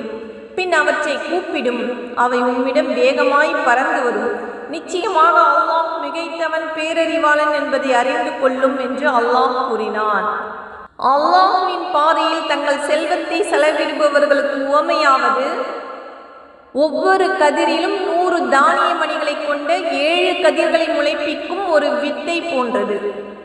அல்லாஹ் தான் நாடியவர்களுக்கு இதை மேலும் இரட்டிப்பாக்கின்றான். இன்னும் அல்லாஹ் விசாலமான கொடையுடையவன், யாவற்றையும் நன்கறிபவன். அல்லாஹ்வின் பாதையில் எவர் தங்கள் செல்வத்தை செலவிட்ட பின்னர் அதை தொடர்ந்து அதை சொல்லி காண்பிக்காமலும் அல்லது வேறு விதமான நோய்வினை செய்யாமலும் இருக்கின்றார்களோ அவர்களுக்கு அதற்குரிய நற்கூலி அவர்களுடைய இறைவனிடத்தில் உண்டு. இன்னும் அவர்களுக்கு எத்தகைய பயமும் இல்லை, அவர்கள் துக்கமும் அடைய மாட்டார்கள். கனிவான இனிய சொற்களும் மன்னித்தலும் தர்மம் செய்த பின் தொடர்ந்து தொல்லை கொடுப்பதை விட மேலானவையாகும். தவிர அல்லாஹ் எவரிடத்தும் எவ்வித தேவையும் இல்லாதவன், மிக்க பொறுமையாளன். நம்பிக்கை கொண்டவர்களே, அல்லாஹ்வின் மீதும் இறுதி நாளின் மீதும் நம்பிக்கை கொள்ளாமல் மனிதர்களுக்கு காட்டுவதற்காகவே தன் பொருளை செலவழிப்பவனைப் போல் கொடுத்ததை சொல்லி காண்பித்தும் நோய்வினைகள் செய்தும் உங்கள் சதகாவை தான தர்மங்களை பாழாக்கி விடாதீர்கள். அப்படி செய்பவனுக்கு உவமையாவது ஒரு வழுக்கு பாறையாகும். அதன் மேல் சிறிது மண் படிந்துள்ளது. அதன் மீது பெருமழை பெய்து அதில் இருந்த சிறிது மண்ணையும் கழுவி துடைத்து விட்டது. இவ்வாறே அவர்கள் செய்த தானத்திலிருந்து யாதொரு பலனையும் அடைய மாட்டார்கள். இன்னும் அல்லாஹ் காஃபிரான மக்களை நேர்வழியில் செலுத்துவதில்லை. அல்லாஹ்வின் திருப்பொருத்தத்தை அடையவும் தங்கள் ஆத்மாக்களை உறுதியாக்கிக் கொள்ளவும் யார் தங்கள் செல்வங்களை செலவு செய்கிறார்களோ அவர்களுக்கு உவமையாவது, உயரமான வளமுள்ள பூமியில் ஒரு தோட்டம் இருக்கின்றது. அதன் மேல் பெருமழை பெய்கிறது. அப்பொழுது அதன் விளைச்சல் இரட்டிப்பாகிறது. இன்னும் அதன் மீது அப்படி பெருமழை பெய்யாவிட்டாலும் பொடிமழையே அதற்கு போதுமானது. அல்லாஹ் நீங்கள் செய்வதையெல்லாம் பார்க்கின்றவனாக இருக்கின்றான். உங்களில் யாராவது ஒருவர் இதை விரும்புவாரா? அதாவது அவரிடம் பேரீச்ச மரங்களும் திராட்சை கொடிகளும் கொண்ட ஒரு தோட்டம் இருக்கிறது. அதன் கீழே நீரோடைகள் குளித்து ஓடுகின்றன. அதில் அவருக்கு எல்லா வகையான கனிவர்க்கங்களும் உள்ளன. அப்பொழுது அவருக்கு வயோதிகம் வந்துவிடுகிறது. அவருக்கு வலுவில்லாத பலஹீனமான சிறு குழந்தைகள் தாம் இருக்கின்றன. இந்நிலையில் நெருப்புடன் கூடிய ஒரு சூறாவளி காற்று அந்த தோட்டத்தை எரித்து சாம்பலாக்கி விடுகின்றது. இதை அவர் விரும்புவாரா? நீங்கள் சிந்தனை செய்யும் பொருட்டு அல்லாஹ் தன் அத்தாட்சிகளை உங்களுக்கு தெளிவாக விளக்குகின்றான். நம்பிக்கை கொண்டோரே, நீங்கள் சம்பாதித்தவற்றிலிருந்தும் பூமியிலிருந்து நாம் உங்களுக்கு வெளிப்படுத்தி தந்த தானியங்கள், கனிவகைகள் போன்றவற்றிலிருந்தும் நல்லவற்றையே தான தர்மங்களில் செலவு செய்யுங்கள். அன்றியும் கெட்டவற்றை தேடி அவற்றிலிருந்து சிலவற்றை தான தர்மங்களில் செலவழிக்க நாடாதீர்கள். ஏனெனில் அத்தகைய பொருள்களை வேறெவரும் உங்களுக்கு கொடுத்தால் வெறுப்புடன் கண்மூடி கொண்டே அல்லாது அவற்றை நீங்கள் வாங்க மாட்டீர்கள். நிச்சயமாக அல்லாஹ் எவரிடத்தும் எந்த தேவையும் மற்றவனாகவும் புகழுக்கெல்லாம் உரியவனுமாகவும் இருக்கின்றான் என்பதை நீங்கள் நன்கறிந்து கொள்ளுங்கள். தான தர்மங்கள் செய்வதனால் வறுமை உண்டாகிவிடும் என்று அதை கொண்டு உங்களை ஷைத்தான் பயமுறுத்துகிறான். ஒழுக்கமில்லா செயல்களை செய்யுமாறும் உங்களை ஏவுகிறான். ஆனால் அல்லாஹ்வோ நீங்கள் தான தர்மங்கள் செய்தால் தன்னிடமிருந்து மன்னிப்பும் அருளும் பொருளும் மிக்க செல்வமும் கிடைக்கும் என்று வாக்களிக்கின்றான். நிச்சயமாக அல்லாஹ் விசாலமான கொடையுடையவன், யாவற்றையும் நன்கறிபவன். தான் நாடியவருக்கு ஞானத்தை கொடுக்கின்றான். இத்தகு ஞானம் எவருக்கு கொடுக்கப்படுகிறதோ அவர் கணக்கில்லா நன்மைகள் கொடுக்கப்பட்டவராக நிச்சயமாக ஆகிவிடுகிறார். எனினும் நல்லறிவுடையோர் தவிர வேறு யாரும் இதை சிந்தித்து பார்ப்பதில்லை. இன்னும் செலவு வகையிலிருந்து நீங்கள் என்ன செலவு செய்தாலும் அல்லது நேர்ச்சைகளில் எந்த நேர்ச்சை செய்தாலும் நிச்சயமாக அல்லாஹ் அதனை நன்கறிவான். அன்றியும் அக்கிரமக்காரர்களுக்கு உதவி செய்வோர் எவரும் இலர். தான தர்மங்களை நீங்கள் வெளிப்படையாக செய்தால் அதுவும் நல்லதே, ஏனெனில் அவ்வாறு செய்ய பிறரையும் அது தூண்டும். எனினும் அவற்றை மறைத்து ஏழை எளியோருக்கு அவை கிடைக்கும்படி செய்தால் அது உங்களுக்கு இன்னும் நல்லது. அது உங்களுடைய பாவங்களையும் நீக்கும். நீங்கள் செய்வதையெல்லாம் அல்லாஹ் நன்கறிந்தவனாகவே இருக்கின்றான். நபியே, அவர்களை நேர்வழியில் நடத்துவதும் கடமையல்ல, ஆனால் தான் நாடியவர்களை அல்லாஹ் நேர்வழியில் செலுத்துகின்றான். இன்னும் நல்லதில் நீங்கள் எதை செலவிடணும் அது உங்களுக்கே நன்மை பயப்பதாகும். அல்லாஹ்வின் திருமுகத்தை நாடியே அல்லாது வீண் பெருமைக்காக செலவு செய்யாதீர்கள். நல்லவற்றிலிருந்து நீங்கள் எதை செலவு செய்தாலும் அதற்குரிய நற்பலன் உங்களுக்கு பூரணமாக திருப்பி கொடுக்கப்படும். நீங்கள் அநியாயம் செய்யப்பட மாட்டீர்கள். பூமியில் நடமாடி தம் வாழ்க்கை தேவைகளை நிறைவேற்ற எதுவும் செய்ய முடியாத அளவுக்கு அல்லாஹ்வின் பாதையில் தங்களை அர்ப்பணித்துக் கொண்டவர்களுக்குத்தான் உங்களுடைய தான தர்மங்கள் உரியவையாகும். பிறரிடம் யாசிக்காத அவர்களுடைய பேணுதலை கண்டு அறியாதவன் அவர்களை செல்வந்தர்கள் என்று எண்ணிக்கொள்கிறான். அவர்களுடைய அடையாளங்களில் அவர்களை நீர் அறிந்து கொள்ளலாம். அவர்கள் மனிதர்களிடம் வருந்தியதையும் கேட்க மாட்டார்கள். இத்தகையோருக்காக நல்லது நின்று நீங்கள் எதை செலவு செய்தாலும் அதை நிச்சயமாக அல்லாஹ் நன்கறிவான். யார் தங்கள் பொருள்களை தான தர்மங்களில் இரவிலும் பகலிலும் இரகசியமாகவும் பகிரங்கமாகவும் செலவு செய்கிறார்களோ அவர்களுக்கு அவர்களுடைய இறைவனிடத்தில் நற்கூலி இருக்கிறது. அவர்களுக்கு அச்சமும் இல்லை, அவர்கள் துக்கப்படவும் மாட்டார்கள். யார் வட்டி வாங்கி தின்கிறார்களோ அவர்கள் மறுமையில் ஷைத்தானால் தீண்டப்பட்ட ஒருவன் பைத்தியம் பிடித்தவனாக எழுவது போலல்லாமல் வேறு விதமாய் எழமாட்டார்கள். இதற்கு காரணம் அவர்கள் நிச்சயமாக வியாபாரம் வட்டியை போன்றதே என்று கூறியதினாலேயாம். அல்லாஹ் வியாபாரத்தை ஹலாலாக்கி வட்டியை ஹராமாக்கியிருக்கிறான். ஆயினும் யார் தன் இறைவனிடமிருந்து நற்போதனை வந்த பின் அதை விட்டும் விலகிவிடுகிறானோ அவனுக்கு முன்னர் வாங்கியது உரித்தானது. என்றாலும் அவனுடைய விவகாரம் அல்லாஹ்விடம் இருக்கிறது. ஆனால் யார் நற்போதனை பெற்ற பின்னர் இப்பாவத்தின் பால் திரும்புகிறார்களோ அவர்கள் நரகவாசிகள் ஆவார்கள். அவர்கள் அதில் என்றென்றும் தங்கிவிடுவார்கள். அல்லாஹ் வட்டியை அதில் எந்த பரக்கத்தும் இல்லாமல் அழித்து விடுவான். இன்னும் தான தர்மங்களை பரக்கத்துக்களை கொண்டு பெருகச் செய்வான். தன் கட்டளையை நிராகரித்து கொண்டிருக்கும் பாவிகள் எவரையும் அல்லாஹ் நேசிப்பதில்லை. யார் ஈமான் கொண்டு நற்கர்மங்களை செய்து தொழுகையை கடைபிடித்து ஜகாத்தும் கொடுத்து வருகிறார்களோ நிச்சயமாக அவர்களுக்கு அவர்களுடைய இறைவனிடத்தில் நற்கூலி இருக்கிறது. அவர்களுக்கு அச்சமும் இல்லை, அவர்கள் துக்கப்படவும் மாட்டார்கள். ஈமான் கொண்டவர்களே, நீங்கள் உண்மையாக முஃமின்களாக இருந்தால் அல்லாஹ்வுக்கு அஞ்சி அடங்கி எஞ்சியுள்ள வட்டியை வாங்காது விட்டுவிடுங்கள். இவ்வாறு நீங்கள் செய்யவில்லை என்றால் அல்லாஹ்விடமிருந்து அவனுடைய தூதரிடமிருந்தும் போர் அறிவிக்கப்பட்டு விட்டது என்பதை அறிந்து கொள்ளுங்கள். நீங்கள் தௌபா செய்து இப்பாவத்திலிருந்தும் மீண்டு விட்டால் உங்கள் பொருள்களின் அசல் முதல் உங்களுக்குண்டு. கடன்பட்டோருக்கு நீங்கள் அநியாயம் செய்யாதீர்கள், நீங்களும் அநியாயம் செய்யப்பட மாட்டீர்கள். அன்றியும் கடன்பட்டவர் அதனை தீர்க்க இயலாது கஷ்டத்தில் இருப்பின் அவருக்கு வசதியான நிலை வரும் வரை காத்திருங்கள். இன்னும் கடனை தீர்க்க இயலாதவருக்கு அதை தர்மமாக விட்டுவிடுவீர்களானால் அதன் நன்மைகள் பற்றி நீங்கள் அறிவீர்களானால் அதுவே உங்களுக்கு பெரும் நன்மையாகும். தவிர அந்த நாளை பற்றி அஞ்சிக் கொள்ளுங்கள். அன்று நீங்கள் அனைவரும் அல்லாஹ்விடம் மீட்டப்படுவீர்கள். பின்னர் ஒவ்வொரு ஆத்மாவுக்கும் அது சம்பாதித்ததற்குரிய கூலி பூரணமாக கொடுக்கப்படும். மேலும் கூலி வழங்கப்படுவதில் அவை அநியாயம் செய்யப்பட மாட்டான். ஈமான் கொண்டோரே, ஒரு குறித்த தவணையின் மீது உங்களுக்குள் கடன் கொடுக்கல் வாங்கல் செய்து கொண்டால் அதை எழுதி வைத்துக் கொள்ளுங்கள். எழுதுபவன் உங்களிடையே நீதியுடன் எழுதட்டும். எழுதுபவன் எழுதுவதற்கு மறுக்கக்கூடாது. நீதமாக எழுதுமாறு அல்லாஹ் அவனுக்கு கற்றுக் கொடுத்தபடி அவன் எழுதட்டும். இன்னும் யார் மீது கடன் திருப்பி கொடுக்க வேண்டிய பொறுப்பு இருக்கிறதோ அவனே பத்திரத்தின் வாசகத்தை சொல்லட்டும். அவன் தன் ரப்பான அல்லாஹை அஞ்சிக் கொள்ளட்டும். மேலும் அவன் வாங்கியதில் எதையும் குறைத்து விடக்கூடாது.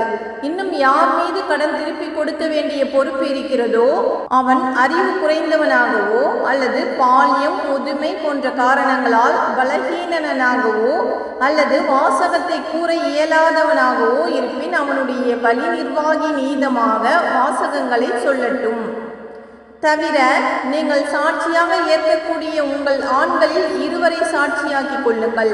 ஆண்கள் இருவர் கிடைக்காவிட்டால் சாட்சியங்களில் நீங்கள் பொருந்தக்கூடியவர்களில் இருந்து ஆடவர் ஒருவரையும் பெண்கள் இருவரையும் சாட்சிகளாக எடுத்துக்கொள்ளுங்கள். பெண்கள் இருவர் ஏனென்றால் அவ்விருவரில் ஒருத்தி தவறினால் இருவரில் மற்றவள் நினைவூட்டும் பொருட்டே ஆகும். அன்றியும் சாட்சியம் கூற சாட்சிகள் அழைக்கப்பட்டால் அவர்கள் மறுக்கலாகாது. தவிர கொடுக்கல் வாங்கல் சிறிதோ பெரிதோ அதை அதன் கால வரையறையுடன் எழுதுவதில் அலட்சியமாக இராதீர்கள்.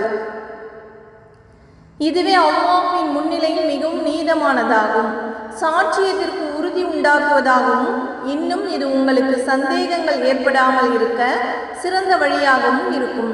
எனினும் உங்களிடையே சுற்றி வரும் ரொக்க வியாபாரமாக இருப்பின் அதை எழுதி கொள்ளாவிட்டாலும் உங்கள் மீது குற்றமில்லை. ஆனால் அவ்வாறு நீங்கள் வியாபாரம் செய்யும் போதும் சாட்சிகளை வைத்துக் கொள்ளுங்கள். அன்றியும் எழுதுபவனையோ சாட்சியையோ உங்களுக்கு சாதகமாக இருப்பதற்காகவோ வேறு காரணத்திற்காகவோ துன்புறுத்தக்கூடாது. நீங்கள் அப்படி செய்வீர்களாயின் அது உங்கள் மீது நிச்சயமாக பாவமாகும். அல்லாஹுக்கு அஞ்சிக் கொள்ளுங்கள். ஏனெனில் அல்லாஹ் தான் உங்களுக்கு நேரிய விதிமுறைகளை கற்றுக் கொடுக்கின்றான். தவிர அல்லாஹ் எல்லா பொருட்களையும் பற்றி நன்கறிபவன். இன்னும் நீங்கள் பிரயாணத்தில் இருந்து அச்சமயம் எழுதுபவனை நீங்கள் பெற்றுக்கொள்ளாவிட்டால் கடன் பத்திரத்திற்கு பதிலாக ஏதேனும் ஒரு பொருளை கடன் கொடுத்தவன் அடமானமாக பெற்றுக்கொள்ளலாம். உங்களில் ஒருவர் மற்றவரை நம்பி இவ்வாறு ஒரு பொருளை காப்பாக வைத்தால் யாரிடத்தில் அமானிதம் வைக்கப்பட்டதோ அவன் அதனை ஒழுங்காக திருப்பி கொடுத்து விட வேண்டும். அவன் தன் இறைவனாகிய அல்லாஹ்வை அஞ்சிக் கொள்ளட்டும். அன்றியும் நீங்கள் சாட்சியத்தை மறைக்க வேண்டாம். எவன் ஒருவன் அதை மறைக்கின்றானோ நிச்சயமாக அவனுடைய இருதயம் பாவத்திற்குள்ளாகிறது. இன்னும் நீங்கள் செய்வதையெல்லாம் அல்லாஹ் நன்கறிவான். வானங்களிலும் பூமியிலும் உள்ளவை அனைத்தும் அல்லாஹுக்கே உரியன. இன்னும் உங்கள் உள்ளங்களில் இருப்பதை நீங்கள் வெளிப்படுத்தினாலும் அல்லது அதை நீங்கள் மறைத்தாலும் அல்லாஹ் அதை பற்றி உங்களை கணக்கு கேட்பான். இன்னும் தான் நாடியவரை மன்னிப்பான், தான் நாடியவரை வேதனையும் செய்வான். அல்லாஹ் அனைத்து பொருட்கள் மீதும் சக்தியுடையவன். இறை தூதர் தம் இறைவனிடமிருந்து தமக்கு அருளப் பெற்றதை நம்புகிறார். அவ்வாறே முஃமின்களும் நம்புகின்றனர். இவர்கள் யாவரும் அல்லாஹையும் அவனுடைய மலக்குகளையும் அவனுடைய வேதங்களையும் அவனுடைய தூதர்களையும் நம்புகிறார்கள். நாம் இறை தூதர்களில் எவர் ஒருவரையும் பிரித்து வேற்றுமை பாராட்டுவதில்லை என்றும், இன்னும் நாங்கள் செவிமடுத்தோம், உன் கட்டளைகளுக்கு நாங்கள் வழிபட்டோம், எங்கள் இறைவனே உன்னிடமே மன்னிப்பு கோருகிறோம், நாங்கள் மீளுவதும் உன்னிடமே தான் என்று கூறுகிறார்கள். அல்லாஹ் எந்த ஒரு ஆத்மாவுக்கும் அது தாங்கிக் கொள்ள முடியாத அளவு கஷ்டத்தை கொடுப்பதில்லை. அது சம்பாதித்ததின் நன்மை அதற்கே, அது சம்பாதித்த தீமையும் அதற்கே. முஃமின்களே, பிரார்த்தனை செய்யுங்கள். எங்கள் இறைவா, நாங்கள் மறந்து போயிருப்பினும் அல்லது நாங்கள் தவறு செய்திருப்பினும் எங்களை குற்றம் பிடிக்காதிருப்பாயாக. எங்கள் இறைவா, எங்களுக்கு முன் சென்றோர் மீது சுமத்திய சுமையை போன்று எங்கள் மீது சுமத்தாதிருப்பாயாக. எங்கள் இறைவா, எங்கள் சக்திக்கு அப்பாற்பட்ட எங்களால் தாங்க முடியாத சுமையை எங்கள் மீது சுமத்தாதிருப்பாயாக. எங்கள் பாவங்களை நீக்கி பொறுத்தருள்வாயாக. எங்களை மன்னித்து அருள் செய்வாயாக. எங்கள் மீது கருணை புரிவாயாக. நீயே எங்கள் பாதுகாவலன். காஃபிரான கூட்டத்தாரின் மீது நாங்கள் வெற்றியடைய எங்களுக்கு உதவி செய்தருள்வாயாக. Like, share, subscribe.